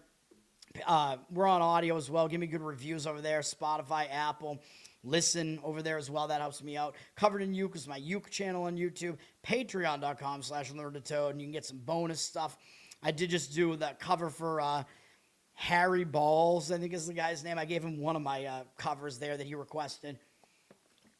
I got to get back to at least one for Charles. I forget what my next, I think I decided what I was going to do, but I forget what my next one is going to be. I'll figure it out, man. Again, thanks everybody for hanging out. And check out Losercast as well every Tuesday night, the comedy podcast that I'm on. That's going to do it. I'm really going to be on something tomorrow morning, but at least I don't have to get up I'm going to get up as early as I usually do, but I'll get, 4 hours of sleep. That'll be great. But at least now doing this show has tired me out enough that I can actually sleep probably. It's like, jerking off before you sleep or whatever, just to tire you out enough to get you in the mood to sleep, That's this show for me. So you guys just all saw me jerk off for 2.5 hours, for 3 hours. Holy shit. All right, that's going to do it. Peace, everybody. Nobody's even listening at this point. Peace.